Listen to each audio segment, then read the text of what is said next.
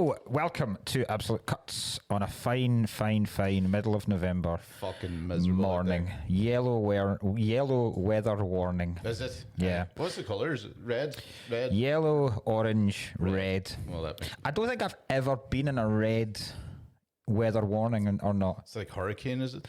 I don't know whether it would go up to hurricane, but maybe I have. Like, I don't know. I can remember. Like, there was a really bad wind day this year that ended up turning up not that bad. And then remember last year on Hogmanay, where they cancelled everything in Edinburgh as Hogmanay. And then remember that? The day was fine. Like, literally, there was barely a breath of wind and people were wandering about with nothing to do. Pubs and restaurants must have done really, really well that night because there'd be so many tourists in town planning to go to the street party and the concerts and then going, we've got nothing to do now, so what do we do? Yeah. Nice. Yeah. The biggest storm I ever had, do you remember, were you in Scotland when there's two massive ones? We had a huge snow, like a huge snow. It was insane. No, I don't think so. It was like I can remember two big snows in my life. One time, it was quite a weird moment because the one time I remember was when the reason I remember it is because I did work experience. Did you have work experience at high school? What did you go and do? We can call it high school because we're not in America, but yeah, we did have work experience. Secondary school, sorry. What did you call it? Secondary school. Secondary school, yeah. And work experience. Yeah. Where did you go to work experience? I did it. I got sacked from my work experience. Have we talked about this before, maybe? Don't know. Possibly. I was an environmental scientist. Because my aunt was an environmental scientist, knew you kind of have to just jump into whatever you can get. To make you think. They're like, so I got it with my aunt, but I was annoying her too much that she was just like, if you fuck off, I'll write that you did a brilliant job. Oh, that's well good. And I was like, yeah, because she was on the phone to like the council and I was just lowering her seat while she was chatting. That's really good. Yeah. Played a blinder, really. That is good. I only did one day of mine as well. What were you doing? So at that time, it was kind of like, what do you want to? Yeah. It was fired after the first hour, and I refused to do anything. I was like, I don't kiss in the mouth. Yeah. Like we're literally only here for the kissing. We want to see you naked. We just want to kiss. Just want to kiss a 16-year-old boy. And I was like, well, you've come to the wrong man. This is a terrible thing to say, but I, for some reason, think that's worse. What? Not being... If you went up and hired a 16-year-old just to kiss him, it is worse. I don't know why it's worse than it is worse. Fucking a child. I think it is worse. There's something way more sinister to it. I think... There shouldn't be. Obviously, there shouldn't be, but for some reason, that makes me go... I think it's because I've heard and know that there's loads of pedos around. Yeah. I don't know there's loads of people that literally want to just... Yeah. Yeah. That's what happened here. What? My wee shitty lip. Oh, what's wrong with your lip? It looks like I'm growing a cleft palate. Joaquin Phoenix, this? It's just a little bit of shit. No, it's actually quite funny. It looks like a cold sore. Right. But it's not. It's a spot on top of the lip that I accidentally... So I was shaving, right? And I was like... I just shaved this a little bit, and usually after I shave it, I put like this little serum thing. To be honest, it just came with the... It came with the frame? It came with the clippers. Yeah. You know, right? And they was like, oh, put some, the thing, beard oil thing like that. And I had a comb, a thin comb, and I went like that, and I went, and I forgot there was a spot. I literally tore the spot clean out of my face. You're literally doing like a grooming injury per week now. That is actually, yeah. Is that growing back even yet? It's nearly there. Yeah. Yeah, no, this one was literally a comb, and I went, and my God, it bled. Aye. Because I think I like tore. Usually you'd be like, oh, I bust a spot. And I was like, no, I think I tore the roots out. Aye. I turned fucking tree stump. Yeah. And I was, oh! Yeah. I was like, glad I'm not doing a roast battle tomorrow. Oh, yeah. I did it, yeah. Thanks to this week's sponsors, by the way, Middlesbrough Football Club. Yeah, that was with Daniel's name at the bottom. I don't know where my one went. He bought one of each. It was because we were both doing a FIFA save as Middlesbrough. Don't say we could have pretended it was Middlesbrough Football Club.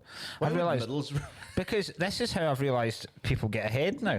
They lie, right? See when you find out and you start to speak to people behind the scenes of a lot of stuff, and you go, they didn't actually do that, or they didn't do that well, or something like that. So I'm now embracing this. I'm like that. Previously, up until now, I have completely railed against this and told the truth about everything. And now I've gone, that's not how you get ahead. So I would quite happily pretend, because most people wouldn't. What you need to do is you need to exploit the sheer lack of anyone willing to do any research and just accepting things as face value now. Yeah. So if we were to say Middlesbrough Football Club now sponsor this podcast, a lot of people would just take that as read. Yeah. Like the tour show this week, right? The tour shows this week where. So Liverpool wasn't as busy as I hoped it would be, right? Now, this is because this is our show, and I don't mind telling the truth on this because I like most of the people that would listen to this, right? Now, various factors. Liverpool's somehow a really tough sell. Like Liverpool folk really love their own folk and really love other people, but they really need to fucking hook into you to get you. The other reason is you're doing it in hot water, which has, and I didn't realise this, Danny McLaughlin was telling me this, the day I was on, there was already 2 free shows on that day, and one of them had Adam Rowe on it. So when you can go and see Rowe in his own city for free, so that was at 4:10, right? Why the fuck would you hang around to see me at 9 and pay $16.50? So 9 o'clock was already too late anyway. So I reckon. So anyway, the time I was on a Thursday, I was on one of the shows. Yeah, there was a big show downstairs. Duncan Ferguson was doing a thing, and there's so much choice. There's so much choice. Not just with that, there's so much choice with, like, in Brighton and very funny, Brighton and Thursday, I was competing with a Celebrity Traitors final, right? Fuck. So people watched the Celebrity Traitors. People didn't exactly. So would I. So if I had a choice, I was like, I said to them on stage, I was like, I can't compete with Alan Carr becoming Michael Corleone. Like that's not, regardless of what I do on stage. And then. So I know people hadn't, because by that point it was too late to cancel your tickets, but I know people didn't turn up that night. And when I came out on stage, I talked about it, and 2 people went, "Oh fuck," and then left. They left the show because they wanted to go and watch Celebrity Traitors instead. And I was like, what the fair enough. That's fair enough, man. Nah, no way. That's not fair enough. I don't care. I'm like, fucking have at it, man. Fuck. But yeah, in the Liverpool gig, I was like, right, what I could do is, when I was taking it, because Rob Thomas was opening for me, and I was like, what I can do is I can subtly do these angles where I'll make it look like it's rammed while Rob's on stage. And I was like, but I took a photo of the gig me, Danny, and Johnny Awesome did in the afternoon. That was a free gig. At 1:30 in the afternoon, so naturally if you're hanging about anyway, people are then going to the match later on, the Everton match, so they might just go in there and go, we can go and see an hour of comedy, 3 headliners for free, right? They went in there, it was fucking rammed. I took a photo of that, a crowd, and then just put it up the next day. Thanks so much for everyone who came to Liverpool. I've not lied. I've not said this was my crowd. I've said thanks so much to everyone who came to the show yesterday at Liverpool. People assume it's the tour show. It's actually the earlier show. And then some people have gone, wow, that's fucking incredible. And then I've been honest, I'll go, that wasn't my show. I just did it for a laugh.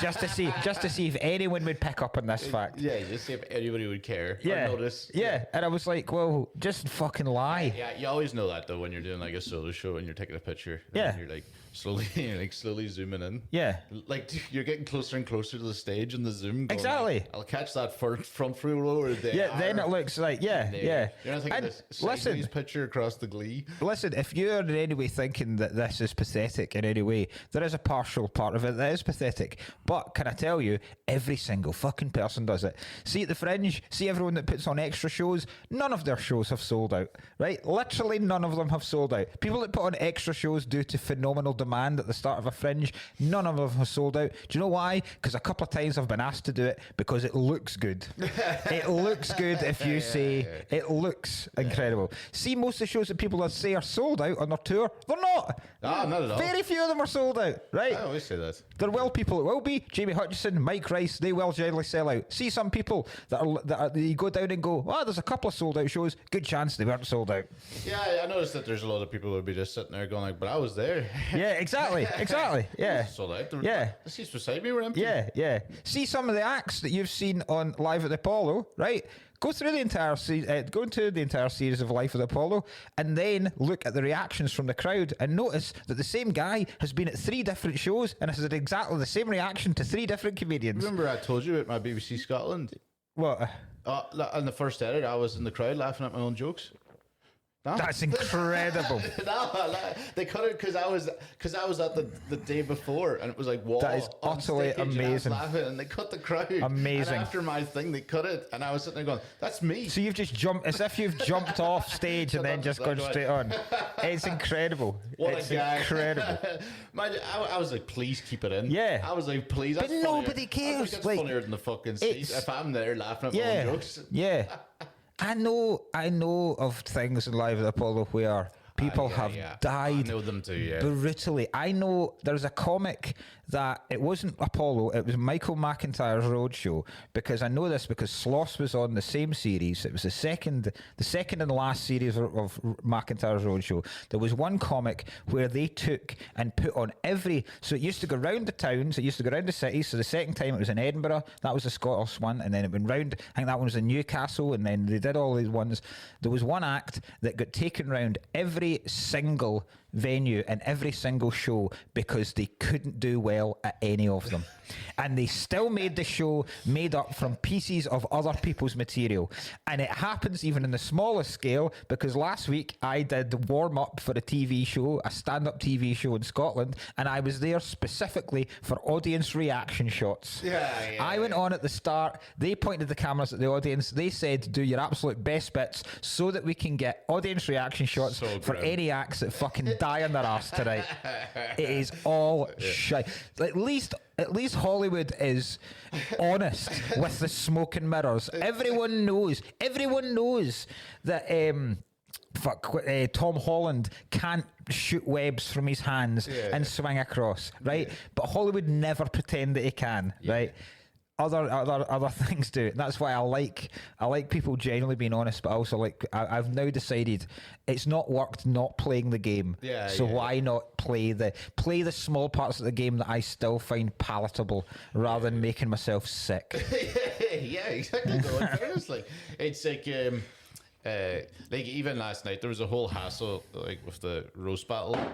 You know, roast battle had nobody's fault. Just car broke down, so 2 battles couldn't make it. All of a sudden, 12 minutes before the show, I found out, and then I was like, what? I already had one down from COVID. Yeah. And when people were coming in, I was like, this is going to be a mess, but I'll give you tickets to the next one. This is going to be a mess. Straight off the bat, absolutely. I was like, yeah. Why not? And everybody, it surprisingly went so well. Most people would go, because they're like, oh, great. Yeah. Oh, a car broke down. Yeah. It's like when you go out to do shows that there aren't as many people as you would like there. Of course, people would love tons and tons of more people there, right? And there's some shows that also I was fucking delighted, like surprisingly delighted with how many people came to Manchester and Birmingham and stuff. So it was great. But other ones, I've seen people go out and moan from the start and go, oh, there's not that many people here, and they couldn't. Liverpool couldn't have been a more fun show. Couldn't have been a more fun show. Every single person was up for it. You make a joke about it at the start, not in a whiny way. You just make a joke about it, and then it's fucking class. It's class from then on. Here's another thing that I thought this week, right? I think Sydney Sweeney is living on a reputation of her breasts alone. Oh, well, I have a Sydney Sweeney take as well. She's not going to be around in about 2 years. Not dead. Possibly, yeah. Not dead. That sounded like she's not going to be here. But she's not going to be. She doesn't have the longevity. She's a terrible actor. She's not a great actress. Yeah. And she's not... She's already fucked people off now too. Yeah. She's fucked people off rightly. Which I think... Which... I think it's totally over the top. I don't agree with the jeans thing. I think that's fucking ridiculous. It's not. It was a stretch. Yeah, it is a stretch. Yeah, it's stretch jeans. Riveting. It's stretch jeans. I was like, all right. In my head, I was like, what the fuck are you doing, Sydney? And I'm like, in fairness, I was like, Sydney Sweeney literally turned up and put on jeans. Yeah. Now she's dealt with it terribly. Yeah. She could have literally just said that. Yeah. But she just sat there now and random things going, if I have something to say, I'll fucking say it. Never went. It's just, you made yourself sound like a fucking Nazi for no reason. Yeah, that's true. All you say was, I don't know what you could even say it. I just turned up to the shoot and put on my jeans. Absolutely, all you had to do was probably what actually happened. Absolutely. But she's fucking dealt with it terribly. Yeah. But yeah, I don't think she's going to be. That's funny, Sydney. I don't think she's great, actually. Like I've not seen her in enough. I don't think, and this is like 2 5 out of 10 men talking about the looks of a woman here, so I get Superstar, that, right? I don't think she's that good looking. Oh, yeah. Like I generally don't. I think she's all right. She looks miserable quite a lot of the time. She looks tired. Listen, no Zendaya from the Euphoria. Well, I know you love Zendaya, but no Ana de Armas. No. That's no Johansson. Huh? No Johansson. Scarlett Johansson. Oh yeah, I was like, who absolute top notch. Pete. Absolutely, yeah, Pete Johansson. It's so funny you went Johansson. So who the fuck is no Qualley? She's Qualley? She's not Margaret Qualley. Margaret Qualley. Qualley, was it Qualley? Yeah. Sorry. But yeah, I mean, that doesn't listen. No harm to you, Sydney, if you're listening. No, imagine she was. She called in. I can't believe imagine she started tweeting my favorite podcast. It's just two guys that I find so attractive. Two attractive, inspirational men. It's like I can't believe Ryan called me a disgrace with his bald head and bust lip. That's so funny. Yeah. No, I don't think that she's probably. Maybe she will, but I've seen her in a couple of things. And even seen her in the horror films, and I was kind of like. Yeah. I think it sounds like you might get bored very quick. Yeah. You know? She might be like, what do you call him? You see, it's hard to tell, right? Because I thought Austin Butler was going to be a superstar. Is he not? Played Elvis. He kind of is, right? But it was around Elvis when I said it. I was like, I reckon this guy's going to go astronomical. But I feel like Timothée Chalamet's really fucking done that. I actually thought Timothée Chalamet would not go at all, but he's flying. I don't think either, because they're like the two.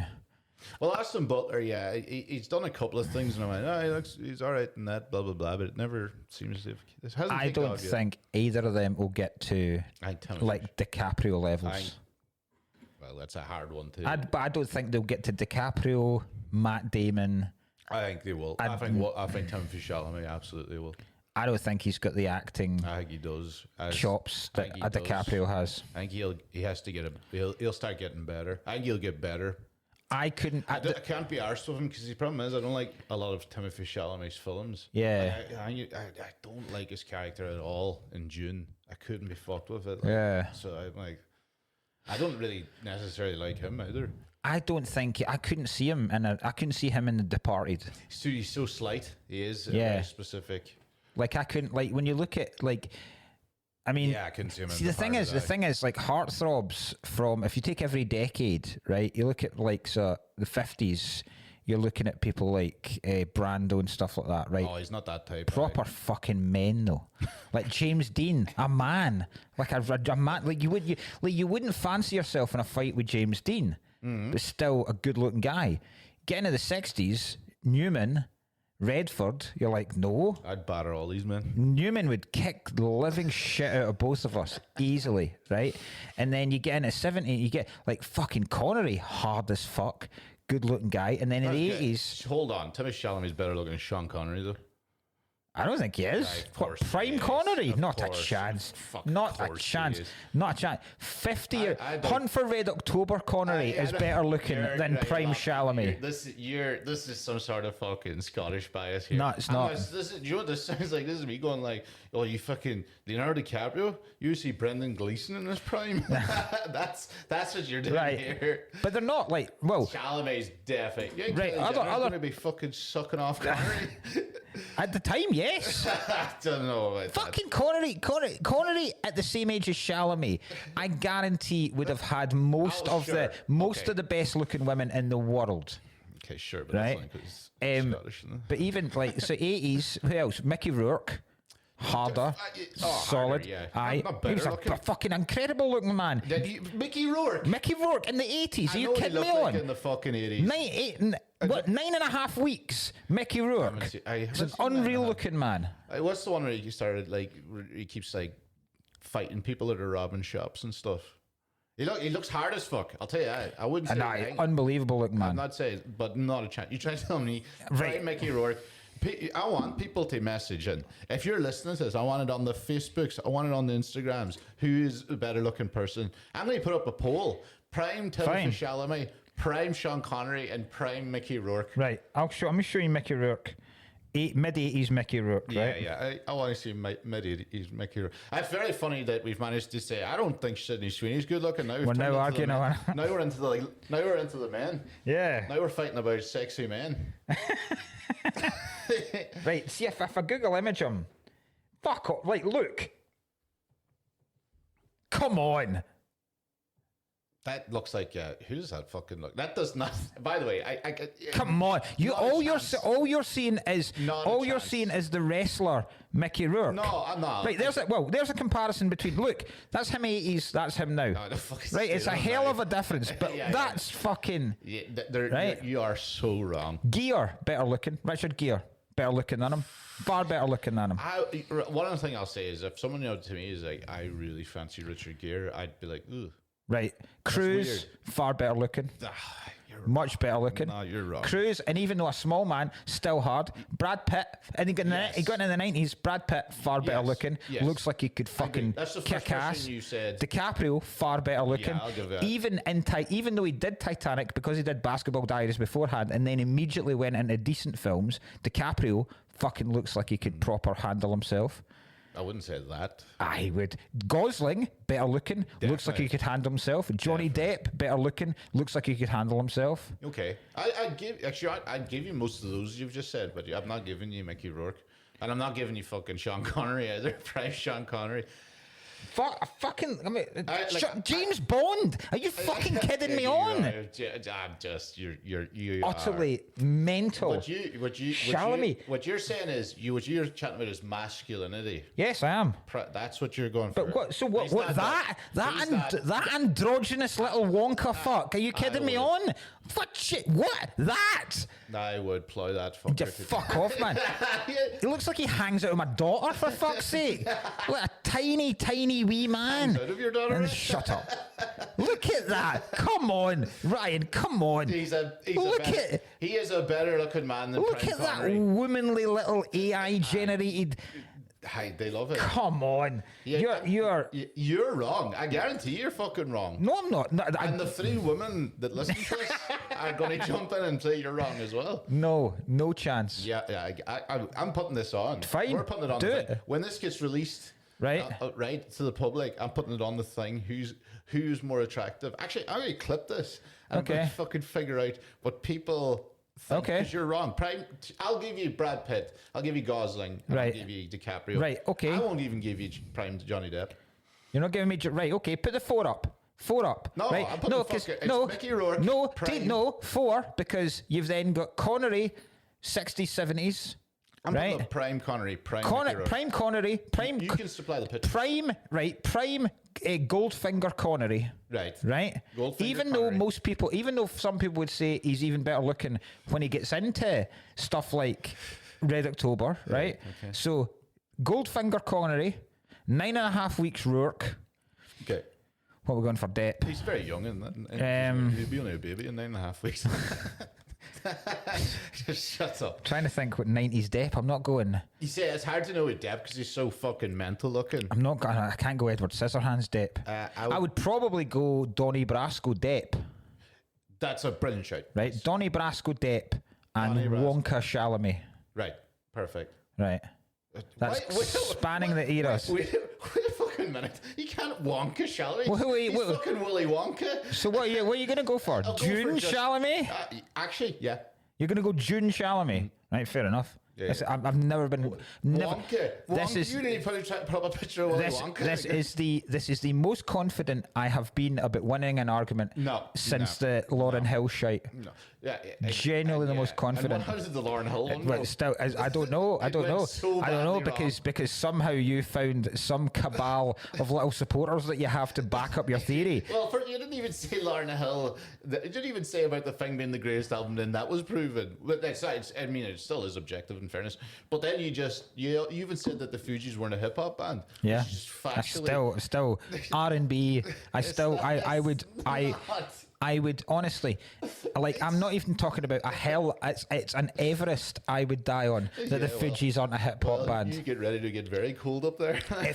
if you went to a hip hop festival, right? Yeah. And you've sat through fucking Run DMC, NWA, Public Enemy, the Beastie Boys, right? And then and Eminem, Biggie, Tupac, and then look who's coming on last. The Fugees. But you're walking out and you're furious. You're burning the place to the ground. Like Eminem's not hip hop for a start, and neither is NWA really. No, it's not hip hop. They're more rap, aren't they? Not. Well, I'm counting the two. Well, Fugees. Way that if you're counting all of them, it doesn't really matter. Fugees definitely aren't. What are you talking about? Fugees literally headlined most hip hop things back in the 90s. Like they were the headline act. R&B hip hop. Not because most 90s rhythm and blues. Yeah. What's happening? That's a term that has been hijacked by that type of music as well. Traditional rhythm and blues, like John Lee Hooker. Rhythm and blues. Sure. That's proper Robert Johnson kind of shit, right? That's proper rhythm and blues, right? Even some Elvis, right? Rhythm and blues, right? Oh, definitely stolen, right? Yeah, exactly. But Elvis rhythm and blues, but that's not rhythm and blues. R&B, right? I know. And then like Diddy, nearly. Yeah. So as I've always said. Kelly. They belong in the same bracket as people like Blackstreet. Yeah, no. Who's the other ones? So they belong in the same. I don't think there's a huge difference between Destiny's Child and the Fugees. They're so fucking stupid. That's like the stupidest thing you've ever said. There's one particular band that I'm thinking of. You've heard one TLC. Song. TLC. They're like TLC. Are you just saying just groups of black women now? No. Well, I'm not. Like, I can't bring a white band because they're not. They don't do that type of music. Like, you would laugh if you saw a white vocal harmonizing group playing a hip hop. You'd laugh because there aren't any. So I can't go. Yeah, the closest I could get would be the All Saints. That's the closest I could get, right? Yeah, so what's happened here is you've heard basically one Fugees song. No, I've heard the album. I've heard that album. Yeah. I've listened. You've heard Killing Me Softly, and you think that is... I've heard Fuji La. Yeah, that's a straight up hip hop song. Come on. Straight up. The fact that you used the term straight up as well is embarrassing. Straight up. Even Ready or Not, straight up hip hop. Fuck off, Ready or Not. Come on. I think you're only thinking of the chorus. Ready or Not, here I come. Who I am. I'm going to find you. Fucking hell, man. Jesus Christ, what is some guy going to come at me with a gat round the corner? Fucking, what's this training day shit? Oh, fucking Denzel going on with his fucking lowrider. Ready or not, here I come. You can't hide. Actually, I'm going to find you. The actual hip hop part of Ready or Not does sing about someone going around the corner and shooting someone with a fucking gat. No, it doesn't. It does. Ready or Not, here I come. Get back in it. Is that what it's about? Ready or... Yes. Do you know what? Do you know? Still exist. Do you know what? I take it all back. I take it all back. A hooligan, I take it all back, Ryan, because I imagine most people that would do a drive-by, the first thing they would say is "Ready or Not, here I come." I do imagine that gangsters in 90s and early 2000s LA. I do imagine that the Crips and the Bloods and the Comptons used the same language as you do when you play I Spy. Ready or Not, here I come. Okay. Ready or Not, here I come. Peeking round it, just to give the Bloods giving the Crips just a wee warning. Ready or not, here I come. Why does everything have to be about the Bloods and the Crips? Because that's what hip hop is, Ryan. No, it's not. Yes, it is. That's exactly your fucking issue. What is it? What is it then? What do you mean? What is hip hop music? It's a fucking music genre. What is it? What is it for? Was it for pantos? That's just kind of like though. That's just very saying. It's a soundtrack to LA crime. Well, in fairness, for a while, it definitely was. If they're not singing about carrying guns, that's like if they're not singing about carrying guns, blowing people away, shagging bitches, and they're always talking about people being blown away in their songs. The Fugees. Ready or not lyrics. Literally gun blast like I've hit. Check my fucking pulse to see if I exist. What is it? Born again, hooligan, only to be king again. Whatever the fucking part of that. That's about being shot. Right. You fucking dildo. No literal song. Two seconds. Yeah. I'm not going to play it. I'm just going to bring up the... Don't play this. I'm just going to bring up the lyrics. Lyrics. Okay. Wait a minute. How do you find the lyrics on Spotify? There's a gun blast. Here it is. So you're just talking about being shot, literally. And that's literally the song we're talking about, talks about being shot. Right, here's the lyrics to Ready or Not. Okay. 10, 9, 8, 7, 6, 5, 4, 3, 2, 1. Ready or not, here I come. Fucking look at this.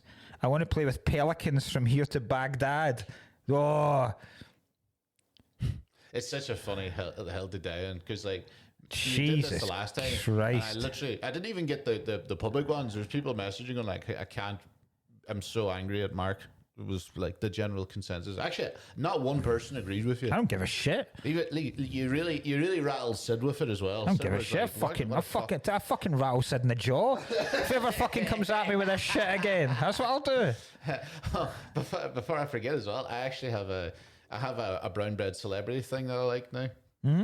Not that I take an absolute steer right there, but I found a new kind of like, you've brown bread celeb. Yeah. I found a guy that froze a slice of bread off an aircraft carrier every day. Nice. It's just like obviously clearly off the edge of an aircraft carrier, and then it would be like fortunate sun plane, and this guy just chucks a slice of bread in slow motion. See, that's the good shit. And then you watch it fall into the water, and I was like, great. That's the good shit. The aircraft. There's a guy, the kids found, where it's, the day one of trying to chip, like the Bryson DeChambeau day one of trying to chip over my house and stuff like that. Is this the GTA tunnel?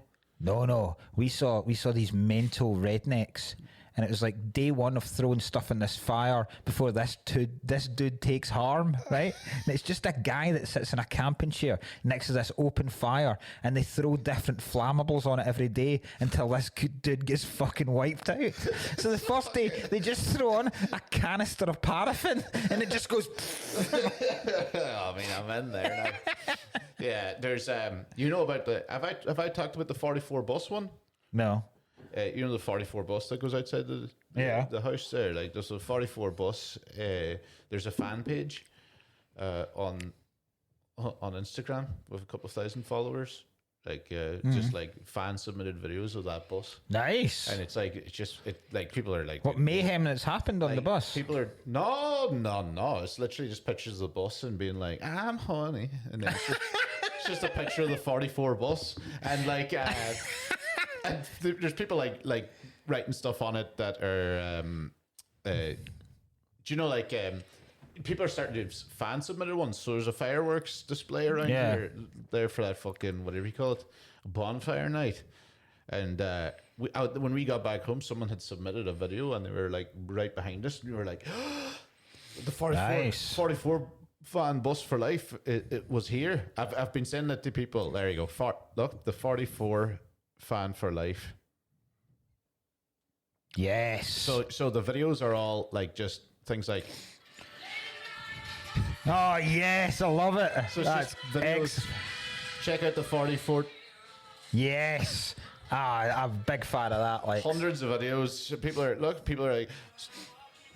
Oh, tattoo of the 44. Oh, I love classic bus routes. There's one that goes to Drumchapel. Bridges mentions it in one of his specials. I'm going to start a new thing, right? And I've decided this December the 1st. I'm going to put up videos. I'm not going to do like that one a day kind of thing.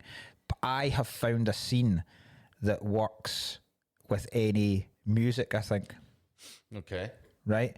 See the scene at the end of Breakfast Club where... Judd Nelson. It must be Judd. It must be, surely. Yeah, I can't get that wrong. Remember at the end when they're walking out and not Emilio Estevez, Michaels, is it? Fuck, this is terrible. I can't remember. So he's the letter that they've written to the principal, and he's going like, yours and he's like the jock, the geek, the slut, all the like all this kind of stuff. I don't think he calls her a slut. I think it's just the prom queen. I think he actually calls it the slut. And he's like, "You're sincerely the Breakfast Club," and he's walking out at the end of he's walking along the football field, and then he jumps into the air to punch it, and it plays "Don't You," and so when he punches it, it goes da da hey hey hey hey. I reckon any song. So I've been looking at it and I'm watching it and playing it on my phone. And the reason, right? I need to because if I've got any of these, I'm going to stop trying to make just guessing at things. And Wagon Wheel, Breakfast Club. Please be Judd Nelson. Please cast Judd Nelson, Anthony Michael Hall. Anthony Michaels, I said. Anthony Michael Hall. In my head, I had Anthony Michael Sr. No, Anthony Michael Hall. Right. So Judd Nelson's walking along. He plays John Bender in the film. Remember, he's like the kind of the rough-looking guy. Because we did that like episode 3, and so he punches the fucking air, and then it goes da da, and then Simple Minds, don't you forget about me. So I was watching that scene bizarrely. I was just scrolling through stuff, right? And in the car, Seamus loves this song. He was playing Money for Nothing. Right, and just after he jumped in the air, it went dun, dun, dun, dun, dun, dun, dun, dun. And I was like, yes, fucking yes, that really, really works for that. And I was like, I bet all 80s songs work for that. Yeah, and then I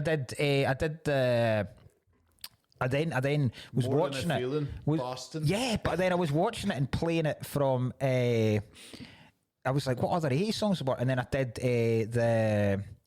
I did Welcome to the Jungle, and it was like, this is even better. And so if you time it up, I don't even know how I'll be able to do it, because I need to find a way to get the dialogue that Anthony Michael Hall's saying. If anyone has any programs and ways, what I'm trying to do, right? Because thank you very much for everyone that contacted Ryan and me about my camera problem as well. It was very helpful. I think it's done. I think it's fucked anyway, but I do appreciate it.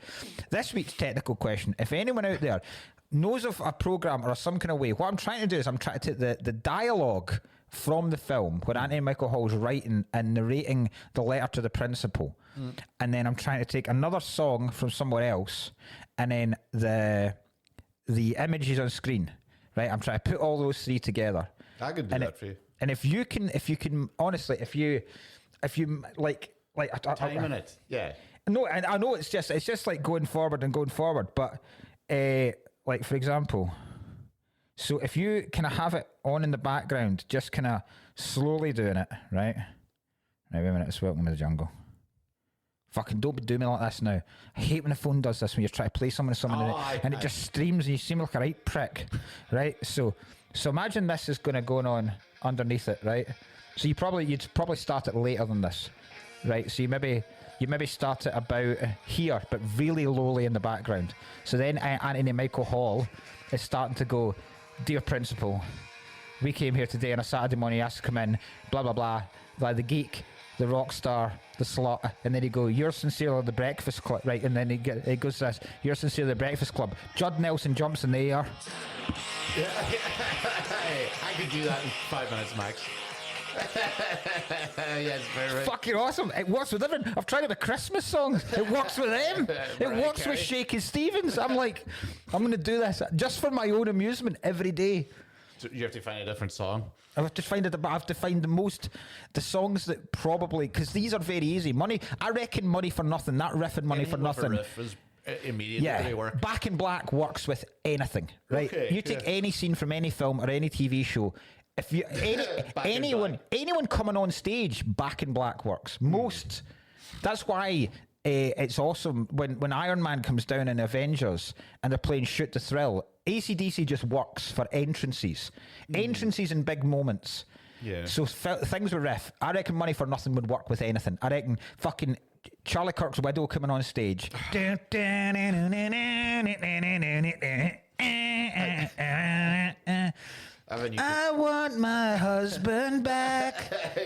absolutely I want my JD Vance. He absolutely does not want him back. Did you hear put on the fake tears? Yeah. Did you see that video? No. That's a genuine video. Did you see the video? She was caught coming on stage. So before one of her memorials, she's sitting there like that, and they're like, "Oh my god!" And she's putting on the fake tears. The person's helping her put on the fake tears and walked out. Wow. And I was like, she can't even pretend she's fucking. I have a new theory. She killed him. Jesus. She wants to be second lady. Yeah, maybe. Not first lady, second lady. The vice principal. So she's going to start pumping Vans. She's already fucking. She's wearing the leather trousers as well. It's leather trousers. Leather trousers, a white top, a push-up bra. Yeah. Makeup done to the point where she actually looks like prime Claudia Winkleman. And then Vans brushing a slight semi beside her. Like genuinely, she's but it is like he's just knuckle deep in him. Yeah. In his arse. Right. Do you know what other? I've just realised what else. I don't know. I'm going to play about with it when I get home. Mm-hmm. Oh, we don't need to know that. What would be funnier for me and you, and for other people? Maybe not. It maybe wouldn't be as palatable for people on the internet. Mm-hmm. See when the second plane hits the second tower. Yeah. Money for oil. Oh, that would. Oh my god. You just want to start putting. You're just wanting to put riffs over tragedies, essentially. Yeah. Yes. Imagine this. Charlie Kirk bleeding out again. Right. So you've got. So you've got this. Right.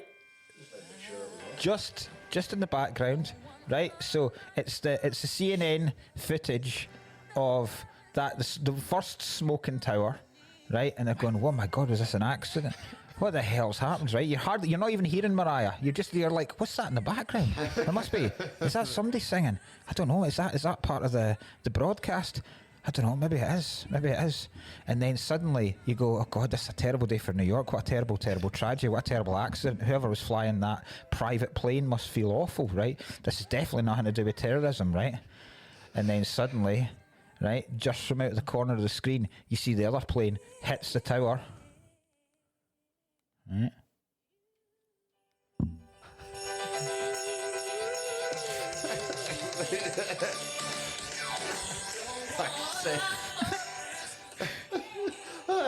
Love it.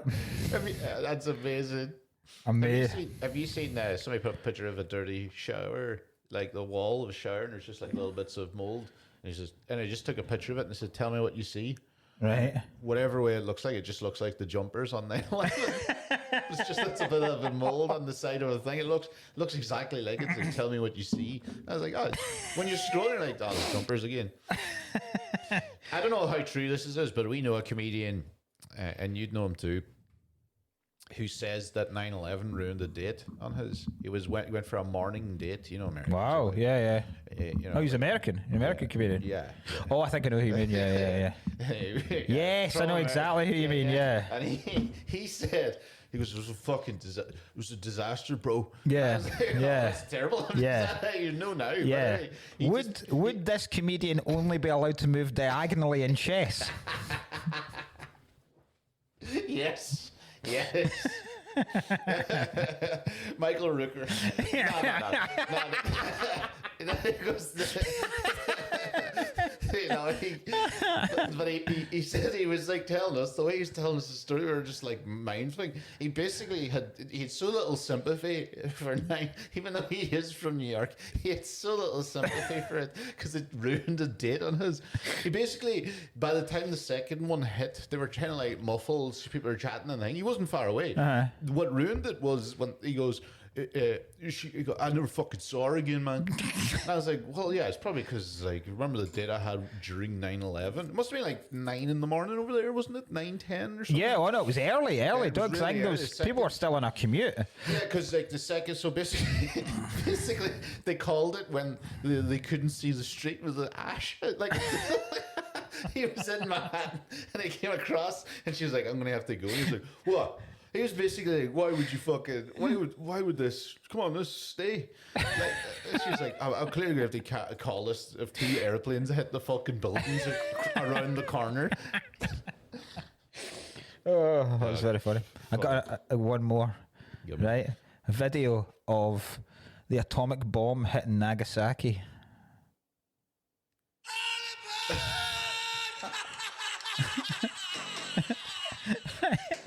So this is them preparing the. This is the Americans, right? You get footage of the B-52 bomber just flying across. Big boy. You need it when the if you time it, the bomb hits now. Yeah. You couldn't do it on the eye. I'm telling you, God, this is all I'm gonna do all December.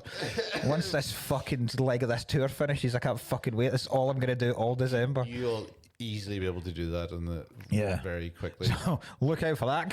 Look out for that getting 2,000 views in your. I used to. Let me see if if they're still alive. Hopefully they aren't on the internet still. Because I used to do Vines. Remember Vine? Jeremy Vine. Tim. Let me see. Ryan Cullen, Vine, ISIS. I'm going to see if I can think of that, because I think Vine are all done, but they're definitely somewhere. I used to do because I used to see a lot of ISIS videos, and it looked like great crack, bar the blowing up the people in cages. Bar the beheadings and the. Aye, right. But all the rest of their videos were always them in the back of jeeps with guns going. Yeah, aye. So I used to be doing I would just put the Friends theme tune over it, just over the footage of ISIS, or you'd put fucking, that wants you back for good. Anything. It's a very funny genre of stuff. Aye. I noticed it got really big. This is 2015. I think I was ahead of the curve, because now you can see most of it now is football related. Thank God I'm jumping on it now. You know what, yours is timed though. Yours is different. See that? There's one where me and my boy laugh at it a lot. It's like a load of Jewish Here we go. Oh, no, it's just a load of Jewish guys in a room, right? And they're just dancing. They're just I don't know what kind of ceremony they're doing, and they're fucking like that. And the track is always me and the boys whenever this banger comes on. Yeah. And we've seen it with Shawn Michaels' Sexy Boy theme tune. And we've seen it with Drowning Pool's Bodies. Let the bodies hit the floor. Is that the one they go around and around? Yeah. I don't even think they're Jewish. It's so far. Are they not? They're either Jewish, but not I thought they were proper Hasidic Jews. I think they're what do you call it? Ash. It's a terrible one. They are genuinely called that too. You're thinking, Jesus. Ashkani Jews. Jeez. It's very funny that they're called Ash. Yes. Ash. Good God. Yes. There you go. Yeah. Ashkani Jews. Ashkani Jews. Ash. Oh no, that's so much funnier than that. Ashkenazi. Oh no! Yeah, Ashken Nazi. That is incredible. They must be surely boys, take a different word. That is incredible. I think they're pretty. 1,000 years ago. Right. I had 2 other things to say, but we've really ripped the ass at this. But I'll save it for Patreon. Go for it. I mean, no, because we've got nothing to say in Patreon. Okay. I want to talk about, plus the regular listeners hate the golf chat, but it is the funny story about me playing golf at the weekend. Oh, I remember. And also, I've got a new group of people I hate, but I'll leave that for. Okay, right. I'll tease it up for you. Muslims. I hate. Yeah, come into the Patreon to hear my thoughts on Islam. No, it's people who take pride in not having experienced popular things. Okay. See people that genuinely take pride in the fact that they've never seen Star Wars. And think it's a normal thing and think it's something to be. I'm how fucking great am I? It's not a dislike of it. Yeah. Or not liking something. No, you're enjoying. Yeah, I'm enjoying the fact that I've never succumbed to what you proles enjoy. Yeah. No, I get that. Anyway, let's go on to the film. I am a fucking. That's something funny to Star Wars tell you. But anyway, we do join the fucking Patreon, by the way, because we are going to, this episode that we're doing after this, we're going to actually choose what movie we do. Obviously, Patreon choice movie. This one's based on fire in general. Fireworks in general. Yeah, we're going to actually go through the list and pick them out. Pick out 5 and we'll randomize maybe the top 5. Yeah, so you wanted contrived. Yeah, and we don't want to get caught out in that Army of Darkness shenanigans again. Frankly, don't trust you on a completely random choice anymore. People love it. Like Wall was like, I was like, how are you? Fucking honestly, see when he said that, I was like, I hope you sink. On this cruise you're on now, I hope it fucking sinks. I hope it sinks. I hope it sinks while we're watching that piece of shit. Oh, Jesus. But yeah, we're good at that. Plus, I realised today that once we'll pick this one today and we'll do that before the end of November. And then was only one more. So Christmas I reckon, so this will go out next week on the 17th. Yeah. Then my pick, which is good. Like, I'm really excited about it. Oh, good. We'll go out Monday the 24th. Will we then do one of your picks for Monday the 1st of December? Because then even though we're in December, because then we've got 4 weeks to do our 2 Christmas films each. Yeah. So we'll do 8th, 15th, 22nd and 29th, all Christmas films. Sure. Yeah. And then obviously we're going to get a Patreon Christmas film as well, which last year was Santa with Muscles. Which I would be quite happy with that kind of level again because it was very funny. Yeah. No, that was God rest his soul. It was good. Yeah, God bless him. Can you believe that? Last year, just about this time last year, we were just enjoying Santa with Muscles, never thinking Hollywood Hulk Hogan would die. And look at us now, dead. I don't like dead as hell or mad racism, so I couldn't give a fuck about Hulk Hogan. I love both of them. Whenever I'd love to know what you're a wrestler would be. When I used to go for job interviews, and they would go interests, it would always be wrestling and racism. I'd love to see your wrestler, like the Randy racist. You come on with a hood and sprint down, and then you take it off. Yeah, a leather white hood. Oh my God! He's taking off the hood. He's in blackface underneath it. It's confusing and offensive. So we're gonna pick your fire film, and then I've already got an idea for what Patreon pick will be for January as well. Oh shit! So and February actually. Shit, and they basically they'll have it more likely near the end of the month. They'll actually be the last week, probably the Patreon. Yeah. So it's time to fucking watch the films. Yeah. But this week. Yeah, but this week's Jarhead. Jarhead. Now, I'll go for this because I haven't seen this in about 10 years or something. Like same. Yeah, I didn't. I thought it was better than I remembered. I thought it was great though. You thought it? You preferred it previously when you saw it. I give it. So this was a disappointment. No, that's wrong. This is still a good film. I gave it 3.5 stars. I think that's fair. I gave it 3.5 stars, but in my head, this was 4.5. I thought this was unbelievable first time I saw it. Really? I watched it, I went, oh, no, all right. This was, no, but like it sounds like I'm going for it there. I'm not, because this was actually good and I enjoyed the whole way through. I think it's very enjoyable. Yeah. I really enjoyed watching it. I liked watching it largely because I really like Jamie Foxx and Jake Gyllenhaal. Yeah. Sam Mendes, I can take or leave. Sam Mendes, I've not seen American Beauty. I've pretty much not seen American Beauty since I saw it for the first time at the cinema. I don't think I would like American Beauty now. Yeah, well, that's because Kevin Spacey being a creep, isn't it? Nah, it's nothing to do with that. No. Nah, but you good. It's to do with... He did a Bond, didn't he? He's done 2. Which ones? He did Skyfall and Spectre. Now, Spectre... Did he do No Time to Die as well? Let me just check. Spectre, I'm not even entirely sure he did Spectre now. He definitely did Skyfall. Now, Skyfall... I liked Skyfall. I liked it. It's unbelievably overrated in terms of a Bond film. Yeah, sure. People talk about Skyfall in the same breath they talk about Goldfinger and For Your Eyes Only and Spy Who Loved Me and Living Daylights. It's not. It's not as good as Goldeneye. It's not the best Craig one. Casino Royale is by far and away the best Craig Bond film. Skyfall's fine. Skyfall is like it's like an if you'd never seen a Bond film and you were trying to get people interested in going to watch Bond, it's the most easily satisfying. Yes, I've used it. That's the third time that palatable. That's the first time that's been used. Yeah. Right, yeah. It's the first time the third time that's been used in this podcast. I don't think we've ever said that word in all 113 episodes. Is it palatable to start with? So yeah, it's not a Casino Royale. It's not as good as it's the second best. Yeah. I'll give you that, but it's not as good as that. He did do Spectre. I do. I don't think he did No Time. Who directed the absolute, and I'll use this word lightly, miscarriage of a film that is Quantum of Solace?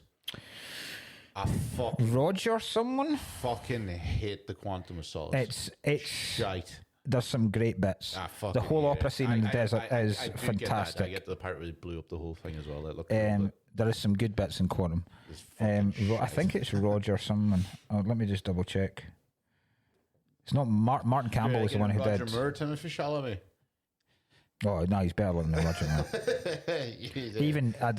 even prime the Saint Roger Moore was never. I'm better than prime fucking Roger Moore. This guy looks like a fucking.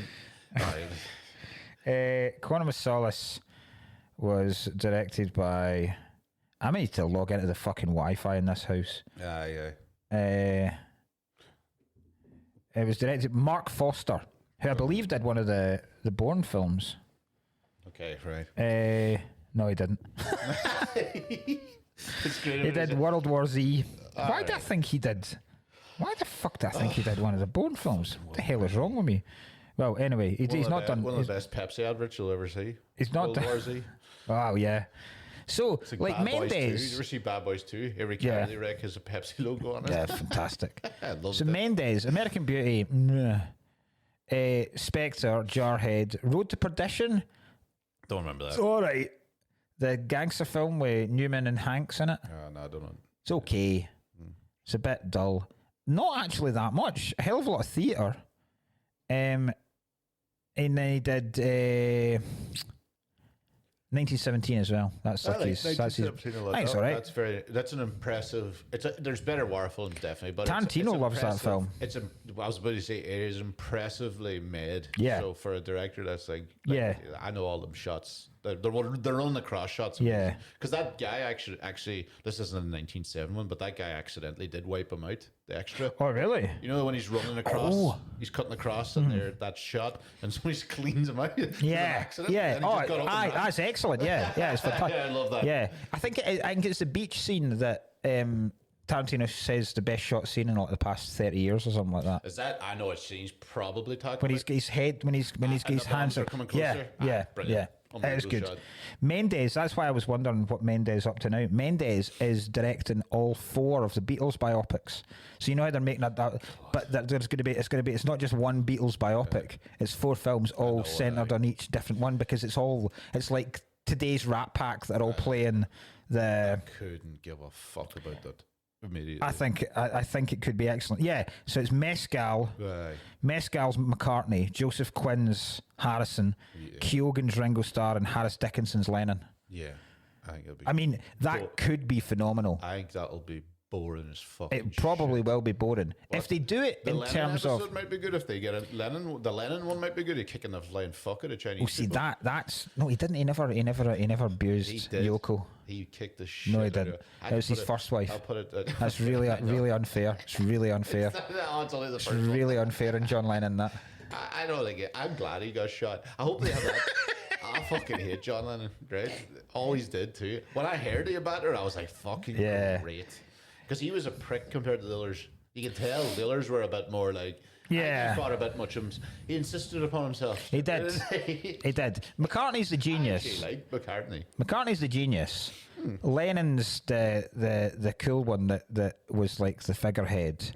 Harrison, probably my favourite because of the songs he wrote in the Beatles. Like 3 of my favourite Beatles songs are all Harrison's. Who wrote? I asked me who. Bells. Do do do. What? There were bells. Never heard them ringing. Fuck! What's that song?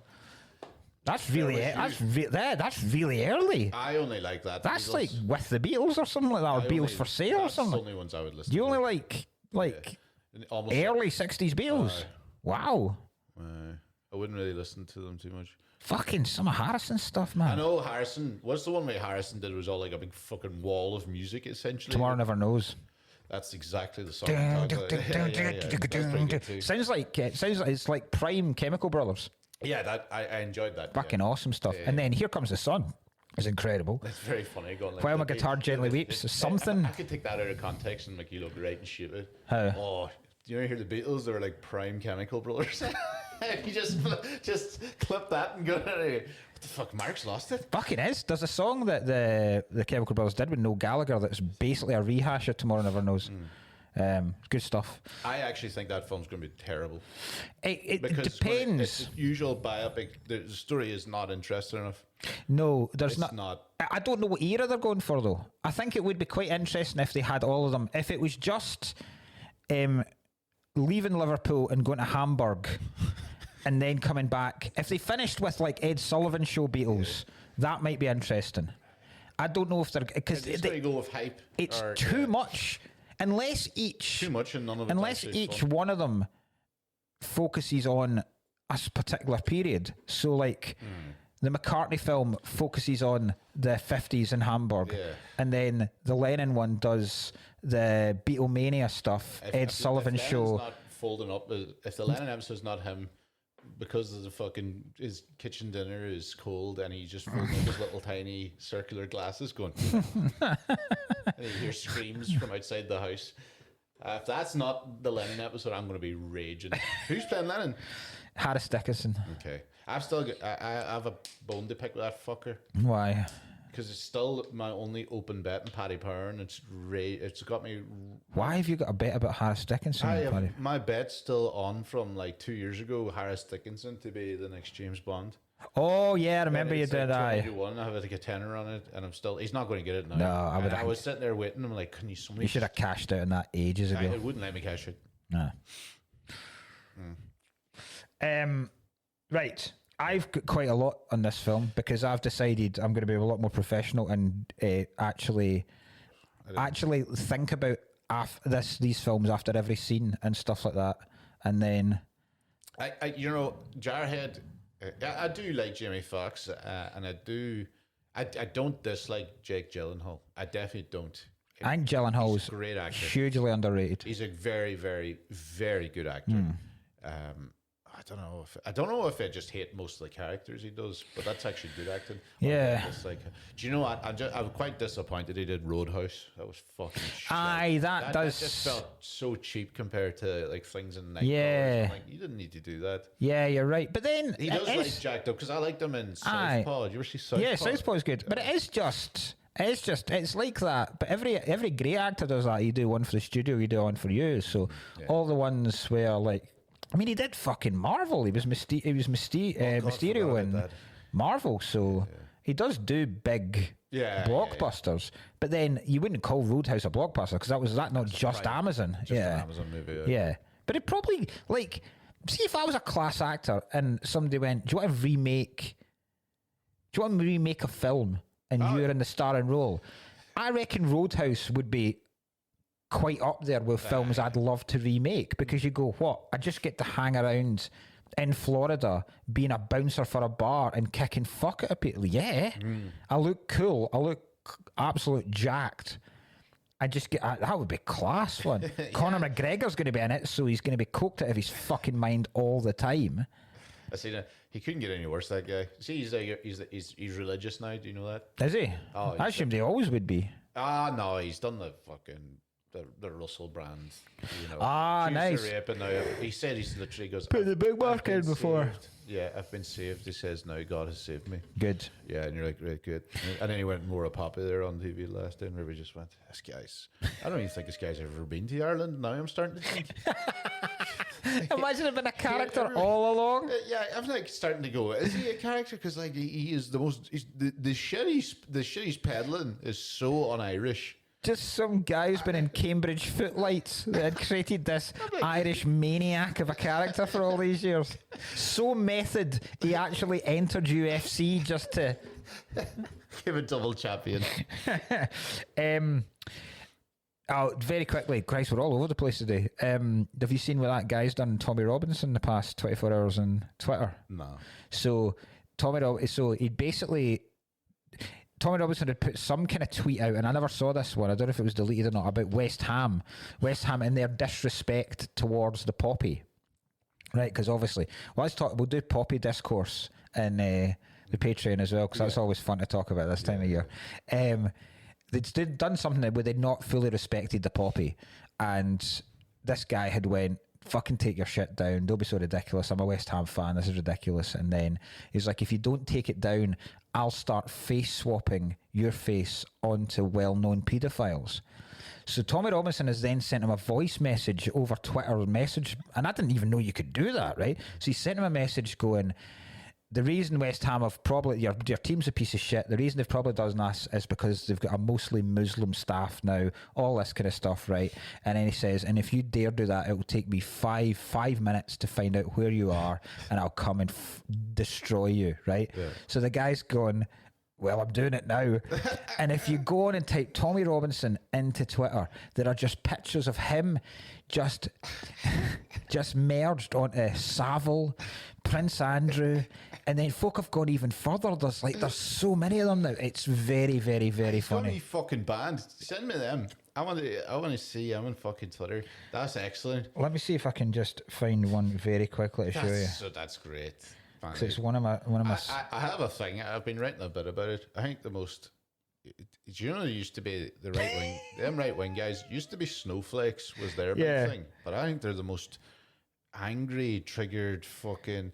Remember, you couldn't write a joke about Charlie Kirk, and they were trying to get you to lose your fucking job. Yeah, now he's like, I'll fucking find you. And I'm like, I don't think these guys have any. So there's some autonomous fucking. Right. There he is, his Savile. There he is, his Glitter. I don't know who that guy is. I think that's Ian Huntley. There he is, his Fred the Weatherman. There's so many of them online now. Great. The start of this film is basically Full Metal Jacket. Almost identical. Okay, I don't think yeah, okay. Do you think those drill sergeants exist in the Marines? Do you think they exist now, and do you think they ever did exist? They must have been based on something. The Louis Gossett Jr. kind of. I don't think they'd be like that now. Not like that, I don't know. Just sheer abuse. I'd be so immediately disavowed from the army. First of all, honestly, and this might not go down well, especially because it is poppy season. I honestly think there's nothing more pathetic than dying in war. It's bold. It's not bold. I can't think of. I don't think I'd ever go to war. I would go to. This sounds like I'm going to prop up the IRA. I would do guerrilla warfare if somebody came into your country, right? And you were a thing. But see, some sort of like, if I was English, say, and signed up to the army and got deployed to fucking Iraq for oil, and then got killed in Iraq, I'd be like, that was the stupidest. That was absolutely pathetic for me. I'm not actually saying really to do with, like, I wouldn't go to war. I wouldn't deal with war because too much of a pussy for it. But, so you don't have enough. But I just sit there going like, I can't think of anything more pathetic. See, over a fucking argument, some cunt. I often think that, right? And I do think, going to die for the decisions and conversations that people who wouldn't spit on you if you were on fire, it does seem utterly ridiculous. And then I think, if England invaded Scotland, would I sign up? And I go, in a fucking heartbeat. Well, so this is what I'm trying to say. Yeah. I would. It really depends. I think, like, if someone came in, like, just what I kind of said there about getting into some sort of guerrilla warfare. But I mean, if somebody came in and invaded your country, I get that. Yeah. On your own turf. Some sort of fucking war where you're sent out. Nah. Aye. No, I agree. But then also, with these kind of people, these kind of grunts and stuff like that, that is particularly. I look like I've dressed up for this. Particularly in America, but also in Britain, where there's like there is draftsmen that just go around colleges in America, and there's these guys in these small towns with literally no prospects whatsoever. They don't have much of an education, if any education whatsoever. They've never been good enough at sport so that they could get a scholarship from their local town and to go to one of the unis or one of the high schools or a college. So their only real path is the military. And then if you are someone like that with very little prospects and someone comes along and says, here's a guaranteed wage and here's a gun and we're going to teach you, we're going to mold you into an absolute killing machine. I think that would be quite an attractive thing if you were in that situation in life. So what you're saying is, I'm saying it's a stupid thing to do. And you're saying is, well, they go for uneducated people. And yes. Yes, they do. Yes. Oh, no, listen. Oh, absolutely. Absolutely, definitely get it. I totally get it. They are. And that's why, obviously, that's why it's always like, join the army. And it's Blythe. It's never like... Of course. Dad's never in Kensington. Of course, There's very few army drives in Oxford. It's not, No, the wine. They know what they're doing. I know. They play on and they big up the patriotism and stuff like that as well. But I would love if these guys existed and drill sergeants. I would love it. Like I think some of the best roasts you will ever hear are from Hartman and Full Metal Jacket. And this, it's a very, very tamed down version. I almost feel like a lot of these lines from the drill sergeant in this are because he plays exactly the same guy in Full Metal Jacket. Like it's almost an impression of him, and the lines even sound the exact same. You might have even tried to do that, just been like, this is going to be kind of a... Well, I've got a theory on why that is. Okay, right. Later on. Right. The song "Don't Worry, Be Happy" by Bobby McFerrin. Are you a fan? I love Bobby McFerrin. I hate it. I don't like "Don't Worry, Be Happy" necessarily, but Bobby's very talented. Did you ever see him do you ever see what he's like live? No.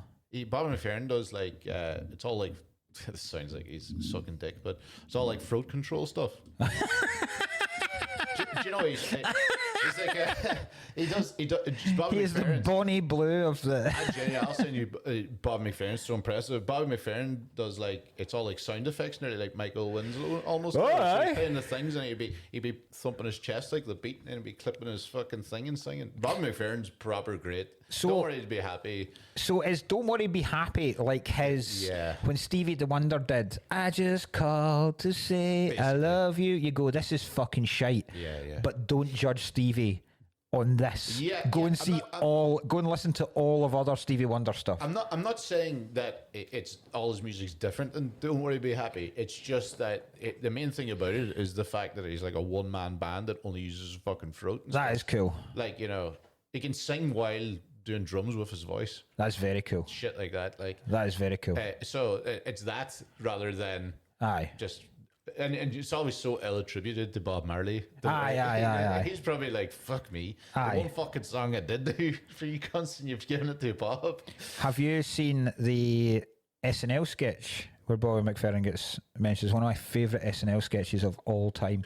I can't remember which cast member it is, but it's Baldwin. So it was one of the ones that Baldwin, and Baldwin's like an all-timer, like he's a Hall of Famer, like fucking I can't remember what they call him, the 10-time club or something like that. Okay.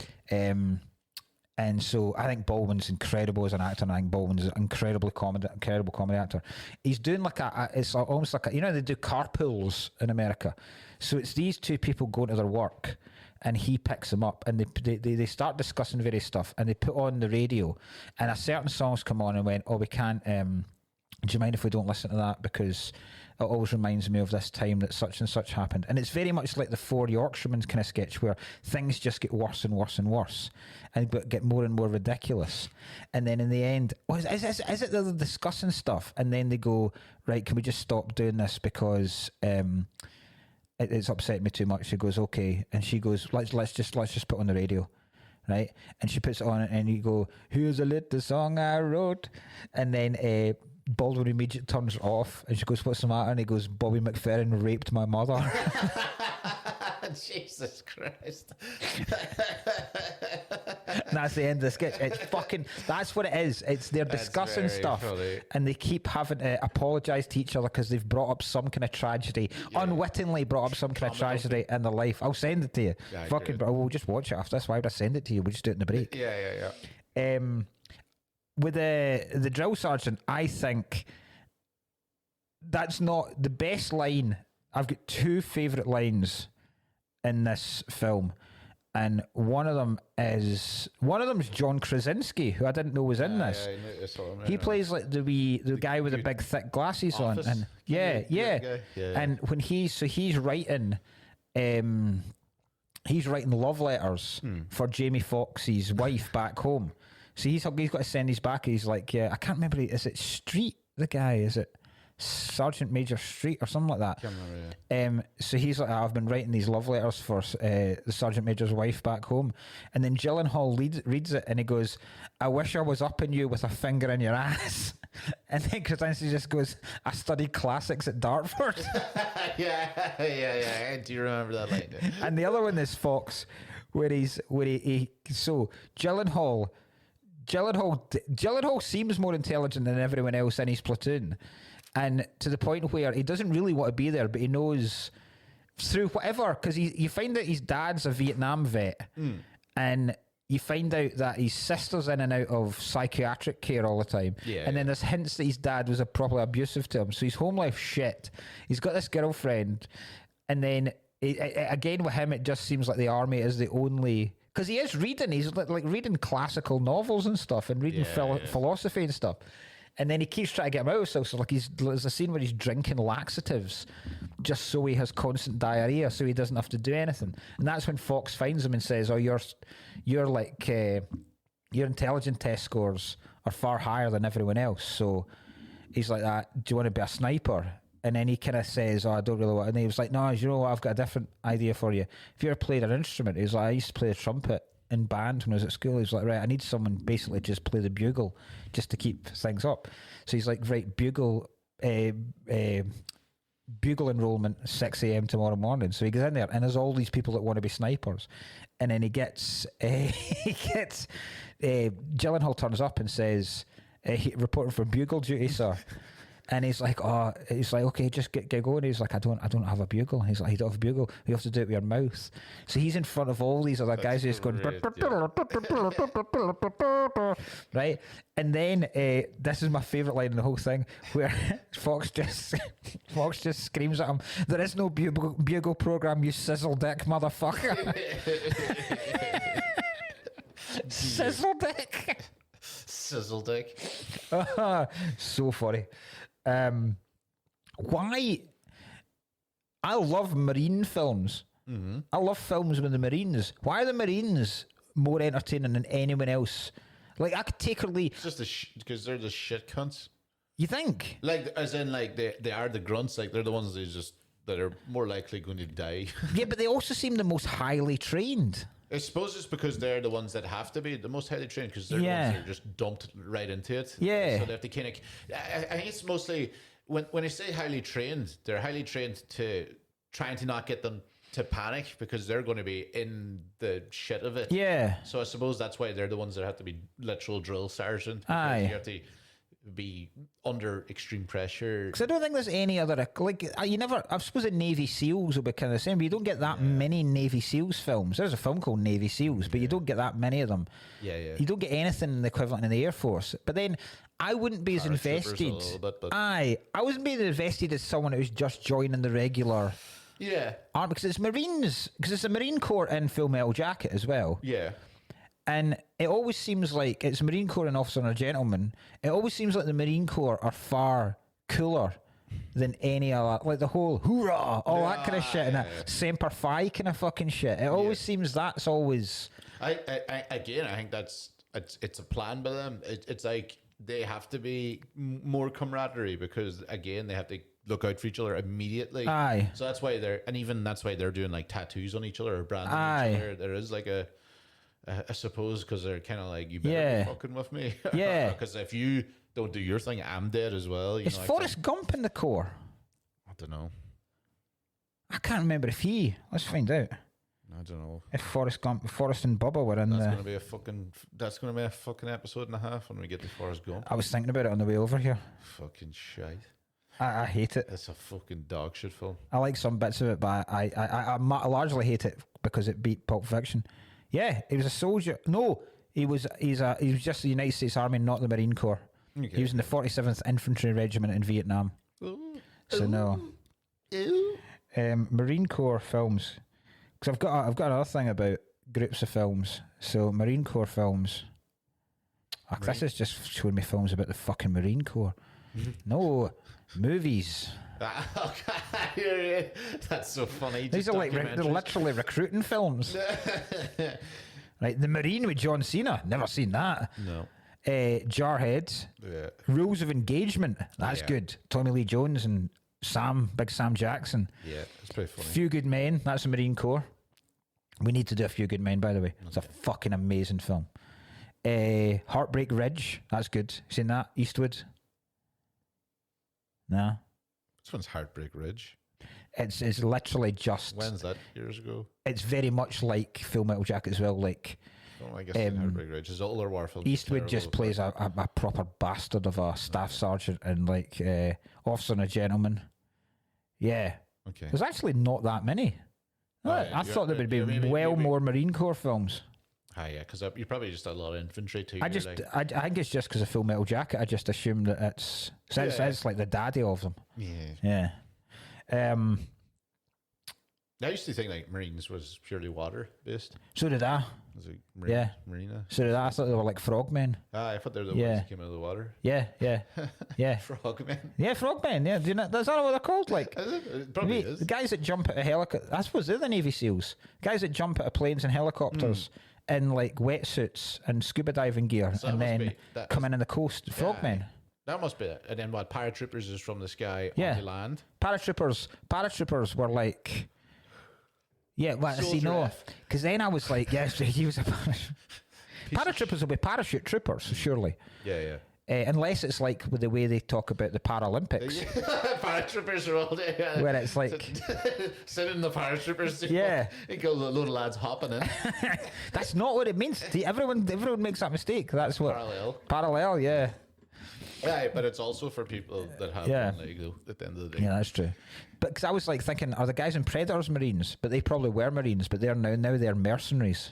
Aye. They're like a guerrilla group, aren't they? Mercenary is a good one. Mercenaries. A guy who's just a war dude. Yeah. For money. Yeah. Fucking those kind of I like Expendables. Yeah. Like just a team of badass bastards that you'd hire to take back a country. Yeah. Rambo. Yeah. Well, I need Bolivia. Yeah. Here's a question. Would there be more of a deal made about the fact that during their training, a guy is killed? They didn't. That scene was the one scene I thought was weird. Because it didn't. It should have made more of a deal of it. Like that seems brushed over. It did seem brushed over. And I know I don't know if they're intentionally going it would be brushed over, and I'm like, I don't think it would be brushed over. If someone got shot in the head in a fucking training regiment, I think that would make the news. Yeah. Like the scene, or at least have a devastating effect on other people that they just really went. Oh. If you've not seen the film yet, there is a scene where they're doing the standard training where they're crawling through dirt under what? How is it not blanks? Exactly. But they're crawling under the tarp. And like crawling on their bellies through this mud, and there's a guy shooting at them, like just shooting the ground around them, and then Fox is yelling, keep your head down and keep moving, these are live rounds, and one guy has a proper panic attack, stands up, and then just gets his head blown off. You just stop shooting. First of all, if you see a guy panicking on a training thing, I mean, I would treat him like shit. I'd be like, you fucking whatever, but you wouldn't be like, better continue spray bullets here. There's no way that would, like, you would think at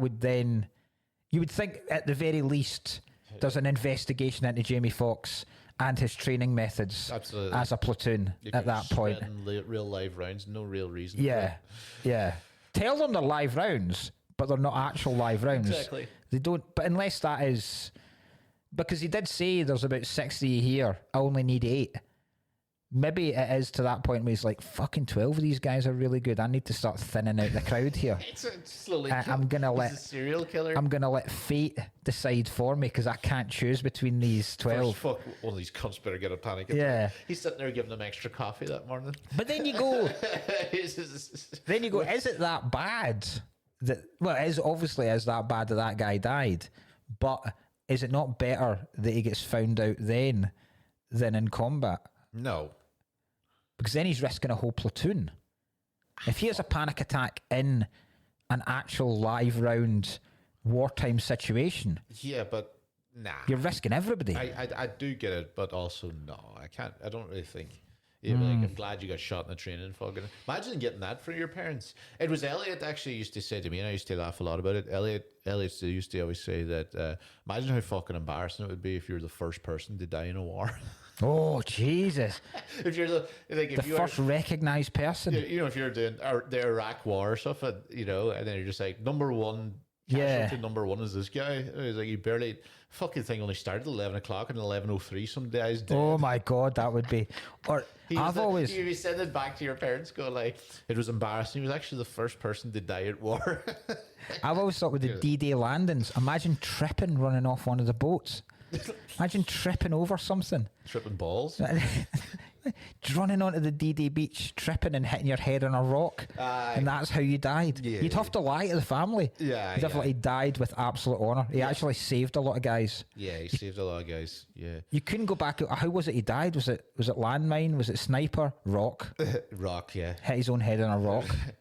Whoa! Was he blown in the air and he hit his head on the rock? Yeah. No. Why did his helmet not save him? Because it hit him in the face, like underneath the helmet. Because we never designed helmets for fucking morons that would trip coming off a boat going to the D-Day landing. What did he trip over? Didn't tie his shoes. Yeah, he didn't trip on a person or anything. Didn't tie his shoes. Stupid prick didn't tie his shoes. Hit his head on a rock. First casualty of the D-Day landing. He goes. Anytime they ask a question, they start getting the truth, basically. Yeah. He kept the morale of the entire platoon up. Oh, how was that? He goes, yeah, we really laughed how stupid he died. Yeah, two guys actually got blown away by Germans because they were laughing so much. Like they put their defences down because they were pissing themselves laughing so much. Yes, that's what it. He didn't up his belt either. He forgot his belt. He forgot his belt. Arse out the beach. Tried to use the strap of the gun we give him to keep his trousers up. Didn't work. Even the Germans stopped. He didn't even trip on the trousers. They came down after. Even the Germans were laughing so much. Yeah. The first, basically, whatever you see in private. We didn't even pick him up. He's still on the beach. That's a dead dog in that coffin. That's a dog we found. Saving Private Ryan isn't real. See, the first 2 minutes of that battle, it's just both Germans and American forces laughing at this guy's arse being out on a beach. Yeah. Anyway, sorry for your loss. I think this one, and compared to now, this is not a ballsy thing to say. That sounds stupid. This is a controversial thing to say. Is stupid because I know that Vietnam and stuff would be absolutely horrific. I actually think like the Iraq War would be the most horrible one without war, sitting about in that fucking desert. Now I understand that basically Vietnam, they were all died of like malaria and shit like that, and things were biting them, and like that's also horrible. They just got sick the whole time, most of the time. But I don't know, something fucking grim about sitting in the middle of that desert. That would drive you mad. There's nothing to even look at. That's kind of what this film is all about. There is literally no war scenes. Nothing in this film. It is good, even like at the end when they do get a sniper's mission, and big shout out to Dennis Haysbert, big fan of him. Big Haysbert plays President Palmer in 24. Oh, I never watched 24. Did you not? He's also the getaway driver and the grill chef in Heat. Oh, Big Haysbert, aye. Yeah, okay. Right. So when he comes in, and they're literally, I mean, like Gyllenhaal's gone through his whole routine of preparing himself, and he's adjusted for the wind, he's adjusted for the distance, he's got his breathing down, and he's going to take the shot to this Iraqi general, and then he bursts in the room and says, "Stop, we're calling an airstrike instead." You don't even see the airstrike. Like, you see no war whatsoever. There is no war at all. The window kind of just... Yeah. Yeah, it's good. Because even the even the actual airstrike you do see is friendly fire from an American jets on the Marines. You see, that's another pile of shit, right? Because you know that friendly fire stuff. I fucking couldn't believe this, but you know, there's a famous NFL guy called Patrick Tillman, and he was a big NFL guy, one of the best players. Went to whatever war back in the day, got killed in war, and they make a big deal of him now. So it's November over there too. They do, the whole month is salute to service. Fucking tank on the field before the game, soldiers, same fucking weird shit, right? I fucking found out Patrick Tillman was shot by an American fucking soldier. Really? It was like friendly fire. He sort of fucking shot him in the back of his own head when he was running from his own fucking guy. And I was like, this fucking guy got shot by his own. Like, so much friendly fire. Yeah. That'd be fuck you right off. Like, I can't even fucking dodge you cunts. Do you think there was ever a discussion, right? Because friendly fire, I'm amazed it doesn't happen all the time. It does happen all the time. Aye. But, like, I'm amazed it's not. I mean, I know, like, it will definitely happen more than we find out about. It'll only be major incidents. I would imagine it happens constantly because of the confusion. Yeah, like, I imagine, but it's always been the case. Yeah. Like, when you watch the battle scenes in Braveheart, you go, how does anyone know who they're attacking here? We're literally now. But that's the thing. Was there ever a discussion? Has there ever been a discussion between leaders who keep themselves so much out of the actual battle of war that this is the strip we're going to be wearing? So right? Funny. The Germans are like, we're going to be in grey, you're in green. That's it, right? Like, we need to define in some way that we are going to be. But there surely has to be, because because every single team is in their own strip. Like, the Germans were always in grey. You never see a Nazi officer, certainly not an officer, but a Nazi soldier in green, because that was like the Allies. So the Allies were green, and then the Americans, obviously, like, you can understand with this, they're wearing the khaki stuff because it's deserts. But they're not like. I think there must have been, there had to have been a discussion. What will you be wearing? Because you see it in football, when we've both watched football matches where someone's in an away strip and someone's in a home strip, but they're so similar that you see misplaced passes, and it's very hard to follow on telly. Because you're just out the corner of your eye, you're automatically spinning around. Yeah. Imagine that when you're in a war situation. So you've already got the panic of bombs going off over your head, people shooting at you. You're then going, is that green or grey? I can't. The fucking sun's shining here. I can't see if that's green or grey. He's going down regardless. See, that must be, just take the chance that it is. Yeah. And then what would stop you? Like, what would stop you getting in? Like, if you found, why did Nazis, particularly First World War, why were none of them being just chucked out in the melee in Allied forces uniforms, and then almost do you know what I mean? Almost getting back in the trenches, and then you just fucking spray everybody, and you go, I'm German, ripping off to reveal a Nazi uniform underneath it. Well, the Nazis, but reveal the German uniform underneath.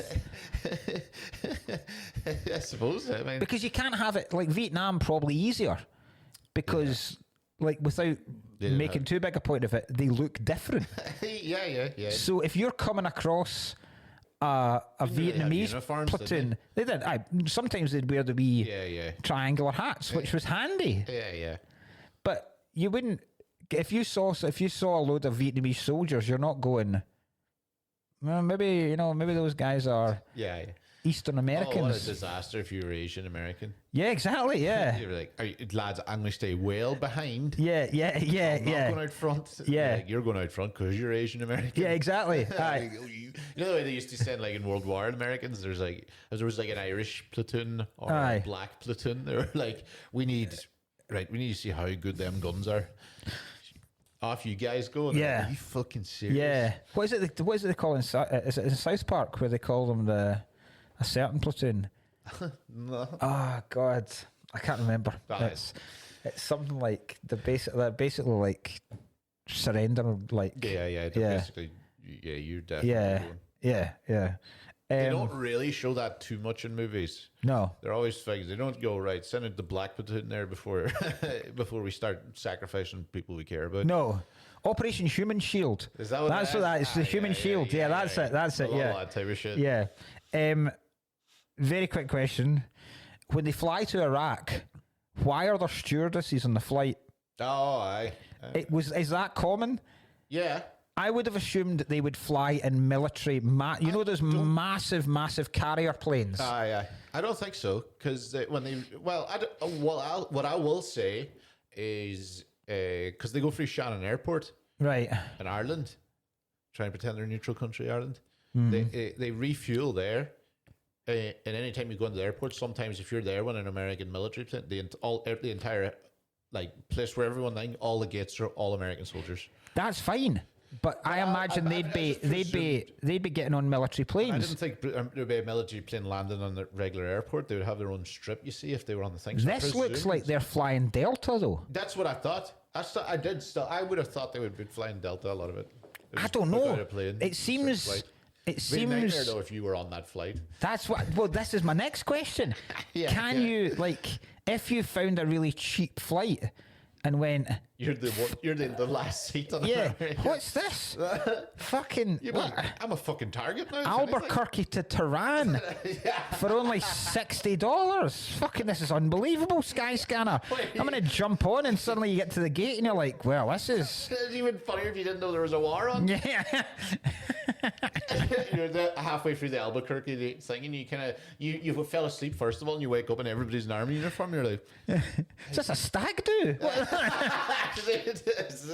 And like, guys, just I'm going to Tehran on a little getaway myself. Left my phone, you know. For sure. A few books. A couple of books. Is there a war going on or something? What are you guys doing? It seems to invite, because there is the one guy that says to the stewardess who's like, would you like some nuts?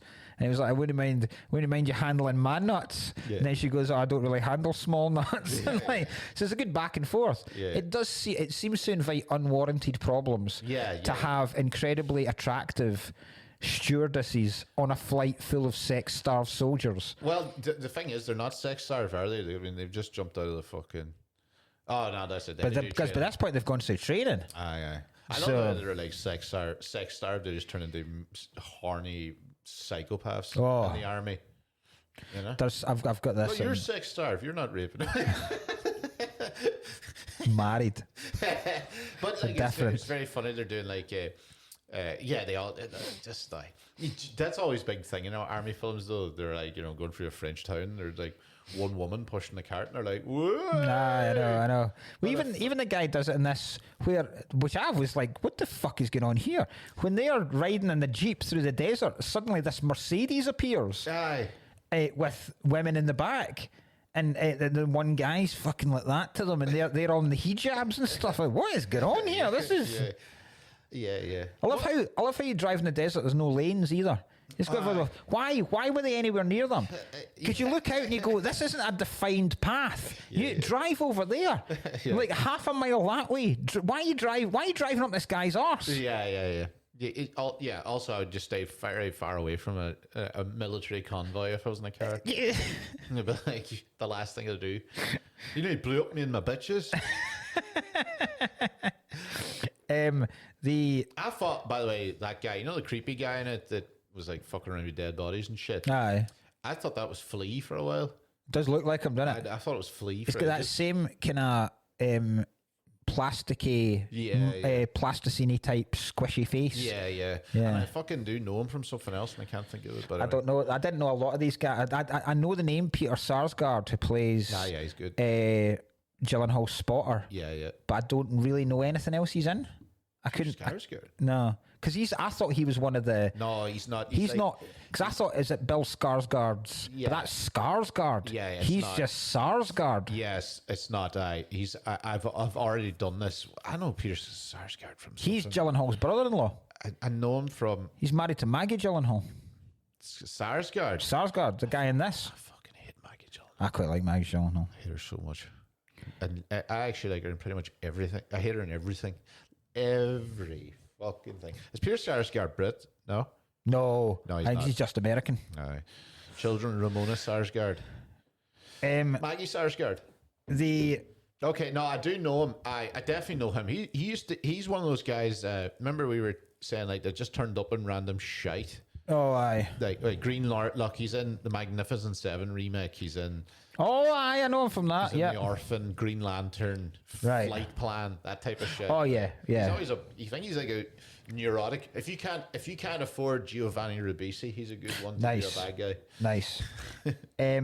But yeah, the idea of the sheer boredom of because that's like one of the things where it's like, I often think this about like, when I was thinking about this in the car on the way over, like I said, I did a lot of deep thinking on this film, and I was like, that idea of none of them expected it to be that boring because they're so hyped whenever they find out they're going to go to war, because they've basically, all this training is they've been trained to kill, so the only thing they want to do now is kill. And all the way through you see how desperate they are to just shoot. Like at the end when he goes, I never even got to shoot my rifle, and then the lot of them are just fucking firing it in the air.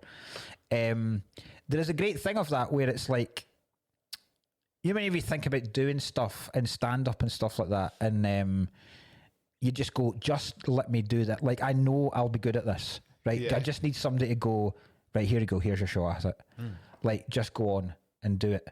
With that that frustration of just let me fucking do it, because you've been primed and you've got yourself so built up just to do this one thing, then not be then allowed to do it. It's like, that kind of, but that's interesting. I never thought about that way, any kind of war. But I suppose the Gulf War was the only one that was like that. Yeah. Because Vietnam, you were straight in. You were like that. We don't have enough men. That's why the fact that all the way through they're saying how long they've been there, and the tally of soldiers in the desert just keeps going up and up and up. And it's almost like but they're just sending soldiers and they're doing nothing. Literally nothing. Whereas in Vietnam, they were like, send any fucker over.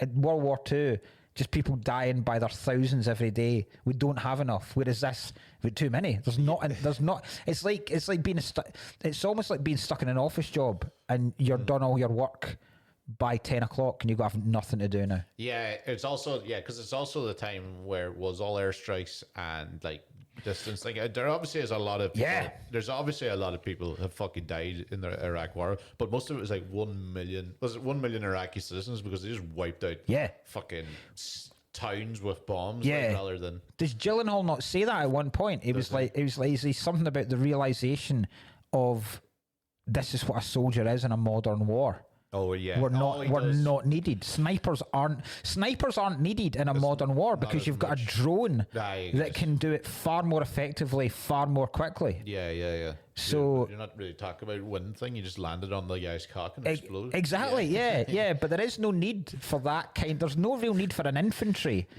In a modern war, because you just send in drones and you send in airstrikes, and then you've got a team just to clean up. Basically, there's no real hand to hand. No, that's what the IDF did. Like, there's not a wide lot of IDF fucking soldiers died because they just obliterated from a distance and then cleaned up. Like, it's like a clean up crew. So I thought that was good. That's why all the videos of them are always just like going through like people's underwear drawers.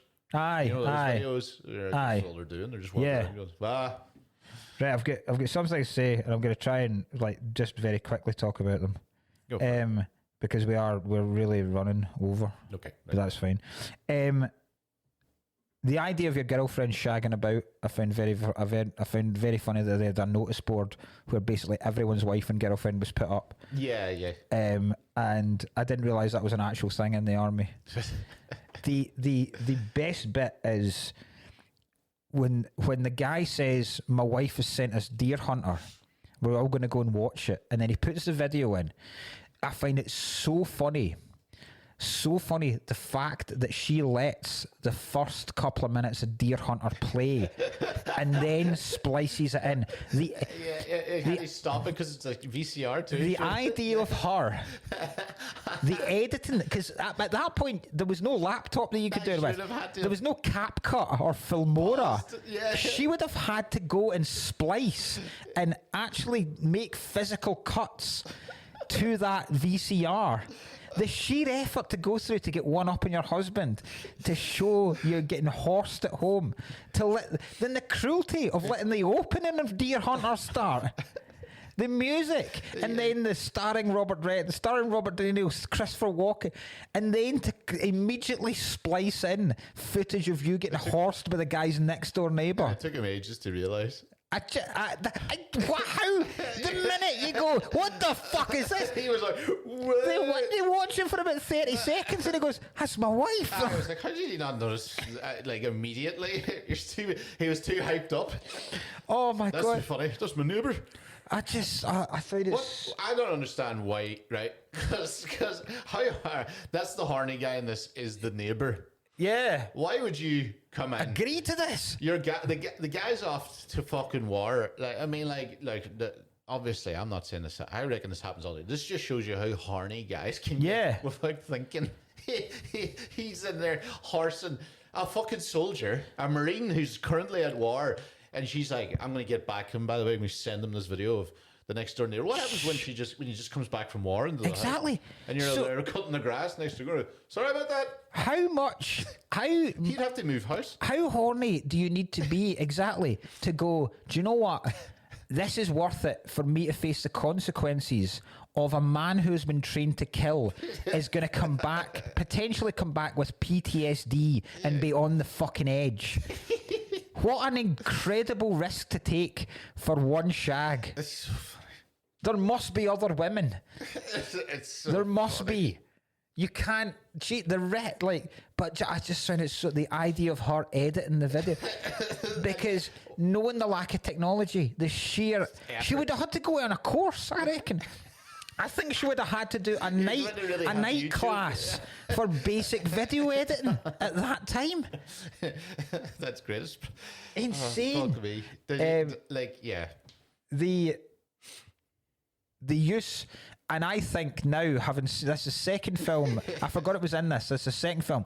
I think Nirvana's Something in the Way is one of the best songs you can use in any film. Yeah. It's in what else is it? It's in the Batman. Aye. It's phenomenal in that because it's used in the trailer, and I was like, oh, it's just one of those things where they're using a thing in the trailer. But it's actually when he turns up to the lawyer having been killed at the start, Patterson is Batman to investigate the place. Yeah, it's excellent. The whole walk up, doom, doom, doom, something in the way. It's such a good song. Such a good song. Yeah, miserable. It's used completely different in this as well. Yeah. It's just used as Gyllenhaal going mental and thinking his girlfriend's pumping something. There's one we can use for 9/11. Something. That might be one of the only ones that doesn't work actually. It doesn't really have a. I just think it's a phenomenal song to use in anything. Yeah. The Marines, hugely homoerotic. Yeah. Unbelievably homoerotic. Yeah. Top Gunny. Very. But homoerotic in a way that I find not acceptable is the wrong word, but it's almost like understandable. You mean like right? There's a lot of male nudity, and there's a lot of. One thing that I thought was a bit over the top, when they have the Christmas party and Gyllenhaal manages to get the booze, and then he says to the wee guy, "You do my watch tonight," and the wee guy sets off a whole truck of arms because his sausages light the tent on fire. Before that, they're all dancing to OPP. You know me. Aye. And most of them are topless. Gyllenhaal goes further. So Gyllenhaal's completely topless with two Santa hats on. Right? He's got one Santa hat on his head, as per usual. He's got one Santa hat on his cock. And the only way that can stay, because that, if you try, regardless of how obviously you, right? You'd have to have an erection. A Santa hat will not stay on an unerect penis. Yes, he's not running. So Gyllenhaal is running about that Christmas party completely naked with a hard-on. He's got a hard-on all the time. That's mental. Oh, Jesus. That's proper psychopath mental breakdown behaviour. Yeah. To be in amongst a load of other men that are losing their minds. You've no hands on that hat. Because it's right up. It's like right out in front. Very funny. And then the other thing is I talked about the existential crisis that you never get to fulfill what you've trained to do. There's sequels to this. None of them have anything to do. There's 4 sequels to this. What? Yeah. Why? Jarhead 2, blah, blah, blah. Jarhead 3, Back in the Jungle, all this kind of shit. Nothing to do with the first one. I think they're just all straight to... Okay, yeah. Jarhead 2, and a bit of all war, actual war. The 3, right, so this is... Right, very quickly, the trivia I have, right? Yeah, I talked about the idea that men would be pumping your girlfriend or wife back home. That goes right back to the American military as early as the 1940s. Okay, yes. They're known as Jodies. It's shortened because it used to be the guy was called Joe the Grinder, right? And it was a fear that most military members have, that there was always going to be some guy in your neighbourhood, and you probably knew who he was going to fire in about your wife the minute you were deployed. That's such a funny thing. If you had that planned as well. Yeah. Like 2 more days to deployment, then Maggie next door is getting it. I know. The filming lasted 5 months, the exact same time they were in the desert. Okay. Which on purpose for Mendes, so good work for Mendes there. All the sex scenes were shot the same day. Right? So sex scene with the deer hunter pumping, and the sex scene where Gyllenhaal shagging his girlfriend up against the wall in the college dorm.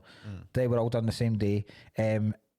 Leading Mendes to comment, "It's so nice to have sex today after all this war and death." So he just planned a day, right, we're just going to do all the pumping that day. Brilliant. The very last scene of the entire film that was filmed was Gyllenhaal being unable to masturbate in the toilet. That's weird. Yeah. The last day call. And that's the scene. Yeah. So I imagine normally, like, we're going to finish off here on a high. I've been on film sets, and normally there's a scene where they go, and that's a wrap on Ryan, and then everyone claps. If that's the scene, it's like, oh, come on, fucking, oh, I just can't, oh, and that's a wrap on Jake, and then the whole crew are like, hey, good stuff, Jake. And that's Jarhead. I don't think they'd ever say it like that. And that's Jarhead. Yeah. And then the only other thing, I'm just going to give you other names that were going to be... I thought that scene would have been better, by the way, if he actually did explode at the end. Yeah. You think he's not going to... And then just fucking like scary movie, just back out to the door. I'm just going to give you names of people that were also considered for... the role and all auditioned for it, and I feel like any fucking cunt could do it. Yeah, you just tell me if it's a better film or a worse film, right? DiCaprio. Worse film? Yeah, he was kind of like too Hollywood for it. Yeah. Tobey Maguire. Good work. I think it's worse. I think it's worse than Maguire. I think he's psycho enough. Sorry. Is it a worse film with them in it? He's a fucking psycho in real life. Yeah. No, it's not. He's not better than Gyllenhaal. No. Josh Hartnett. Yeah. I think that's all right. He's in a couple of war films, isn't he? Joshua Jackson from Dawson's Creek. Don't know. Worse. Don't know. Christian Bale. I think he can do it. I don't know. I think he's too old. Okay, yeah. I think he's too old. I don't know. Well, this was like 2006 though, wasn't it? So when's Batman Begins? About that in there. Because just after this, so Gyllenhaal gets this. Gyllenhaal also auditioned for Batman. Bale gets that. Okay. Right, I'm really need to pee, so very quickly.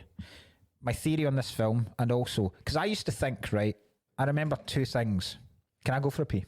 Yeah. Very quickly. Right, 2 seconds. This might eat into the Patreon, but... Go for it. Take a piss. Sorry, man, because these are good things. You want to take a piss and do the thing? Well, it'd be great if you fell there and over the whole... Yeah. Well, I may as well just use this time to actually say again, go into the actual Patreon. Because we're going to do all these bonus episodes. I'm going to plug some gigs in because this won't be out till we're filming this on the 11th. It'll be up on the Patreon if you guys are listening to it in the Patreon. I will be in Dublin this weekend, 14th and 15th of November. You'll probably get this in the regular episodes if you're listening to it about the 17th. And if you're there that weekend, I will be in London, but I don't know where. That sounds so fucking stupid. I'm going down, hopefully maybe do some top secret gigs and all of that. But I wonder how long of this episode we actually lasted here before Nelson pissed himself, because it's now becoming I can hear him coming. Not actually like that now. I can't hear him coming like... By the way, can I just say, Mark, do you know in that scene where he was wanking in the toilet, was he facing the wrong way? I feel like he was sitting on it facing the wall rather than the front of the door. felt like he. Oh, aye. So what? Like he's facing the back wall. It's he straddled it. He straddled the toilet. Now that I think about it, it was. He was looking that way, wasn't he? Have you ever tried to take a shit like that? No. I might. Well, I think was it. Am I wrong in saying that was how it was supposed to be designed at the start? Don't know. It's a weird thing to straddle. You can grip a toilet. Grip the, grip the wall. Grip the ledge for the window for purchase. Heaving it out. Your blood pal. So I used to think when I was kind of when you gone, I absolutely biffed the plug. I fully expected you to. Yeah, I always get so nervous just leaving you to your own devices on this. I just went to like plug my own gigs there, over the next 2 weeks, and then I went, and that weekend I'm doing nothing. I'll be in London. I plugged nothing. Do you mind doing this stuff and then a shorter Patreon? Aye. Is that all right? Aye, sure. We can just choose the movie in the Patreon. Okay. Right. I remember growing up when I initially wanted to write films and stuff, and when I kind of dabbled with it just before I went to uni, I used to think that there weren't enough. There was two genres and two plot lines in films that I thought there's a real market because nothing's ever been made with this. Yeah. First one was road rage. I was like, there's never been a good road rage film. There has now. There's two really. There's Changing Lanes with Affleck and I think Sam Jackson, and then there's the one where Russell Crowe plays the mental truck driver. Not Unbroken or no. I know the one you're talking about. I've seen the. I would Fallen Down count. But then there's no rage. He's just this traffic jam rage. That's not road rage. Yeah. Changing Lanes is the ideal one. I've never seen it. It's good. I always thought there's not been a film that focuses on road rage. I also never thought there's not been many Gulf War films. Yeah. Because I don't think enough time had passed. Because remember, this is me thinking this around about 99, 2000. Yeah. So I always thought there needs to be more Gulf War films. There aren't as many as I thought there would be. Okay, right. So there's this. Can you name any others? Three Kings. Three Kings is there, yep. There's only really. Let me think. I feel like there's three more. I feel like.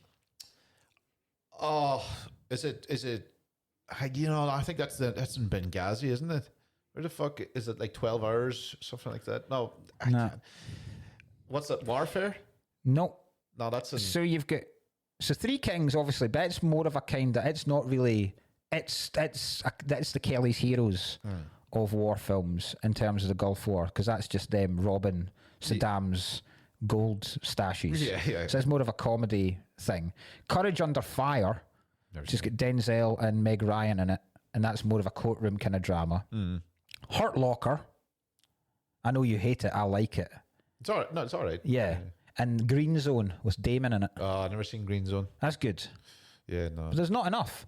And then I was thinking, because at one point, and this is my final point, where you were talking about like with it being like Full Metal Jacket, because even the guy going about and taking photos with, that happens in Full Metal Jacket, where he's got like the dead Vietnamese and stuff like that. Yeah.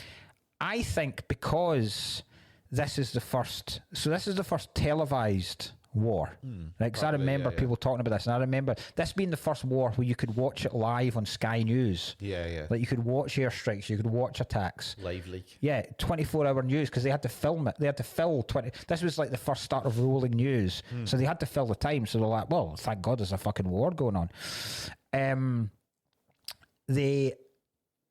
What was my point? Because this is the first media savvy and televised war film, I think in this film, this is the guys reacting to a war, expecting it to be the war they have seen up until now depicted in films. Yeah. And it's nothing like that. Yeah. So that's why Deer like Hunter's brought in. That's why they're sitting there watching Apocalypse Now, and they're all yeah. And I think that's why a lot of it is similar to other films, because they're experiencing it through war films that they've watched, And I don't know. Do you know? I don't know if it's. I don't know if these things actually was the training exactly like Full Metal Jacket, or are they just treating it like Full Metal Jacket because that's what they grew up on? I suppose like definitely they would have basically. Oh God, yeah, probably. Yeah, like it does make sense that like it is the first thing in televised ones. The first one really.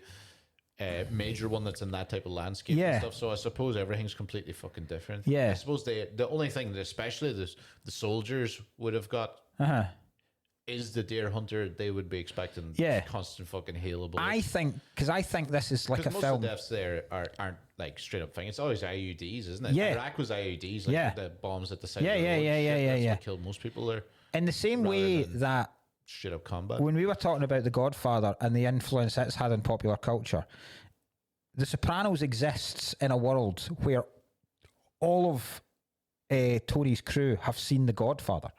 Yeah. Like they quote The Godfather. The place is called the Bada Bing Club. Yeah. So this is a world where The Godfather has been seen. Yeah. I think this film is a war where they've seen all these films. Yeah, definitely, I suppose, yeah. Because, I mean, definitely, because they're watching Apocalypse Now. Yeah. They've seen Full Metal Jacket. There's at one point, Gyllenhaal, they play Break On Through to the Other Side from one of the planes and stuff, and Gyllenhaal goes, that's a fucking Vietnam War song. He's like, when are we going to get our war songs? And I started to think what a Gulf War soundtrack is, and I don't know what it is. I don't know what was around about that kind of early 90s. Do you know what I honestly think it is? Like, if I had to get like weird country kind of hick music, you think? I don't know why. I feel like around the Iraq War, because there's no there's no counterculture guitar music. There's not. My exes live in Texas. Yeah, well, it might be. Oh, my exes. I think it'll be that type of shit. Would be the ones that most people would be listening to. Because there's no guitar. There's not like 70s. Yeah, it wouldn't. Late 60s, early 70s. You've got the Stones. You've got Hendrix. You've got Creedence. You've got the Doors. There's nothing. The only what you've got in terms of guitar bands is grunge. So it would be Nirvana, might be a lot Pearl Jam, Alice in Chains. Would that be, or would it be early 90s rap? It wouldn't have been rap. I doubt. I'd say a couple of them would definitely have liked. Yeah. Fucking obviously, like as we're trying to do generalizations. Obviously, loads of people would definitely in there be listening to Run DMC or something. It would be. I'm trying to think of what. I honestly can't think what. It was all over the place kind of music. It was in a good way, but not in a. There was There's no. It'd be funny going into a war in 1986 listening to fucking Simple Minds. But grunge. I think grunge is the most prevailing and popular musical movement of the early 90s, particularly in America. So I think it would be that. It probably would be. Yeah. It's the best shout I'd have. Because then you go Afghanistan, you go later on, like into the 2000s later on, then you're talking Limp Bizkit, Black Eyed Peas, Kid Rock, fucking Bloodhound Gang. That's the soundtrack to that early war stuff. Fucking lighten up. So, but yeah. Final question, do you think this is an anti-war film? Aye.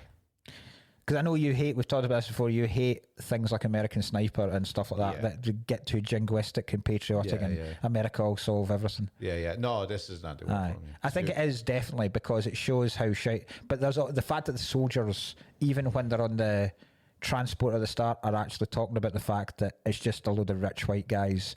All we're here to do is to protect oil. We're not here to do anything else. We're just protecting the interests of a load of oil barons and politicians back home. That's it. Aye. Yeah. And you're chatting about Hurt Locker there and the person famous for it all there, Catherine Bigelow. Catherine Bigelow. I love Catherine Bigelow because of Point Break. But you see her new film? No. Have you seen House of Dynamite? What? Have you seen House of Dynamite yet? No. Is it on Netflix? What's it about? A nuclear bomb's about to go off. Yes. A nuclear bomb's about to be launched to America, and they're doing like basically. It's one of those ones, like everybody on the deck looking at screens going, what the fuck? And it started really well. I was like, I'm in. I love this. Fuck me, did it nosedive. See, Sloss messaged me going, this is such a good film. I go, you finished it? And he goes, no. And I go, well, come back to me. And he came back fuming. See, this is why modern war films will never be good, because I don't want to watch a war. I don't want to watch a war unfolding by people sitting at a computer screen. Yeah, it's not a cool that's thing. all it would be. Yeah, they keep thinking there's going to be. We want you to see it's not good just watching people behind screens in an incident room. And giving orders. That's not. Yeah. You're just like, right. I get it. Yeah, we get it. Yeah. Right. Well, let's go bash the thing quickly. Next week, very quickly, this is going to go out next week. If you are in Belfast, Cork or Dublin, I'll be there this weekend. I'll put all the details up in the description. Next week, we are doing 114 episodes in, massively overdue. We're doing our first Bond film. Hey! We're going to be doing Dr. No next week. It's actually quite harsh. I'm very excited. The first movie of everything. It's actually quite harsh with James Bond. I actually thought about just changing it, and I was like, nah. I mean, we can change it if you want. We can go straight in a Goldfinger, or we can go because we don't really have to follow those rules anymore. I don't. Fuck it, we'll do Goldfinger. Okay, we'll do Goldfinger. Do Goldfinger then. I'll make an exception at that. James Bond's a little bit different. There is like fucking 400 films. Yeah. To get through the thing, we'd never get around. And then if we've never if it's John Wick, we're doing the first John Wick. We've never done a Marvel film. But we can't. We probably would start at Iron Man, but we can't then go. Oh fuck, we're gonna have to go through Thor 2. Yeah. No, right. I don't. When you said Dr. No there, I'm like, you can do any James Bond film. Okay, so the ones that are exempt from our rule that we have to do them in order: like James Bond, Bond films, Marvel films, the Carry On series. Ernest. Yeah. Airbud. Any universe that has fucking shitloads. Fast and the Furious. Would we have to start there? I think that still has to start with 1. I, for some reason, feel like that starts with 1 as well. Yeah. I think we know. As soon as you said the Dr. No there, like, we don't have to do that. It's not it's a bad film. No, but it's not as nearly the most entertaining or iconic Bond film. No, so any Bond film. You can do any. Right, we're doing Goldfinger then. Goldfinger, right. I'll need you remember that. The classic iconic Bond film. Perfect. We'll do Goldfinger then. The template of all Bond films. Goldfinger. Goldfinger next week. Better, yeah. Sweet. Right. Hoorah! Hoorah!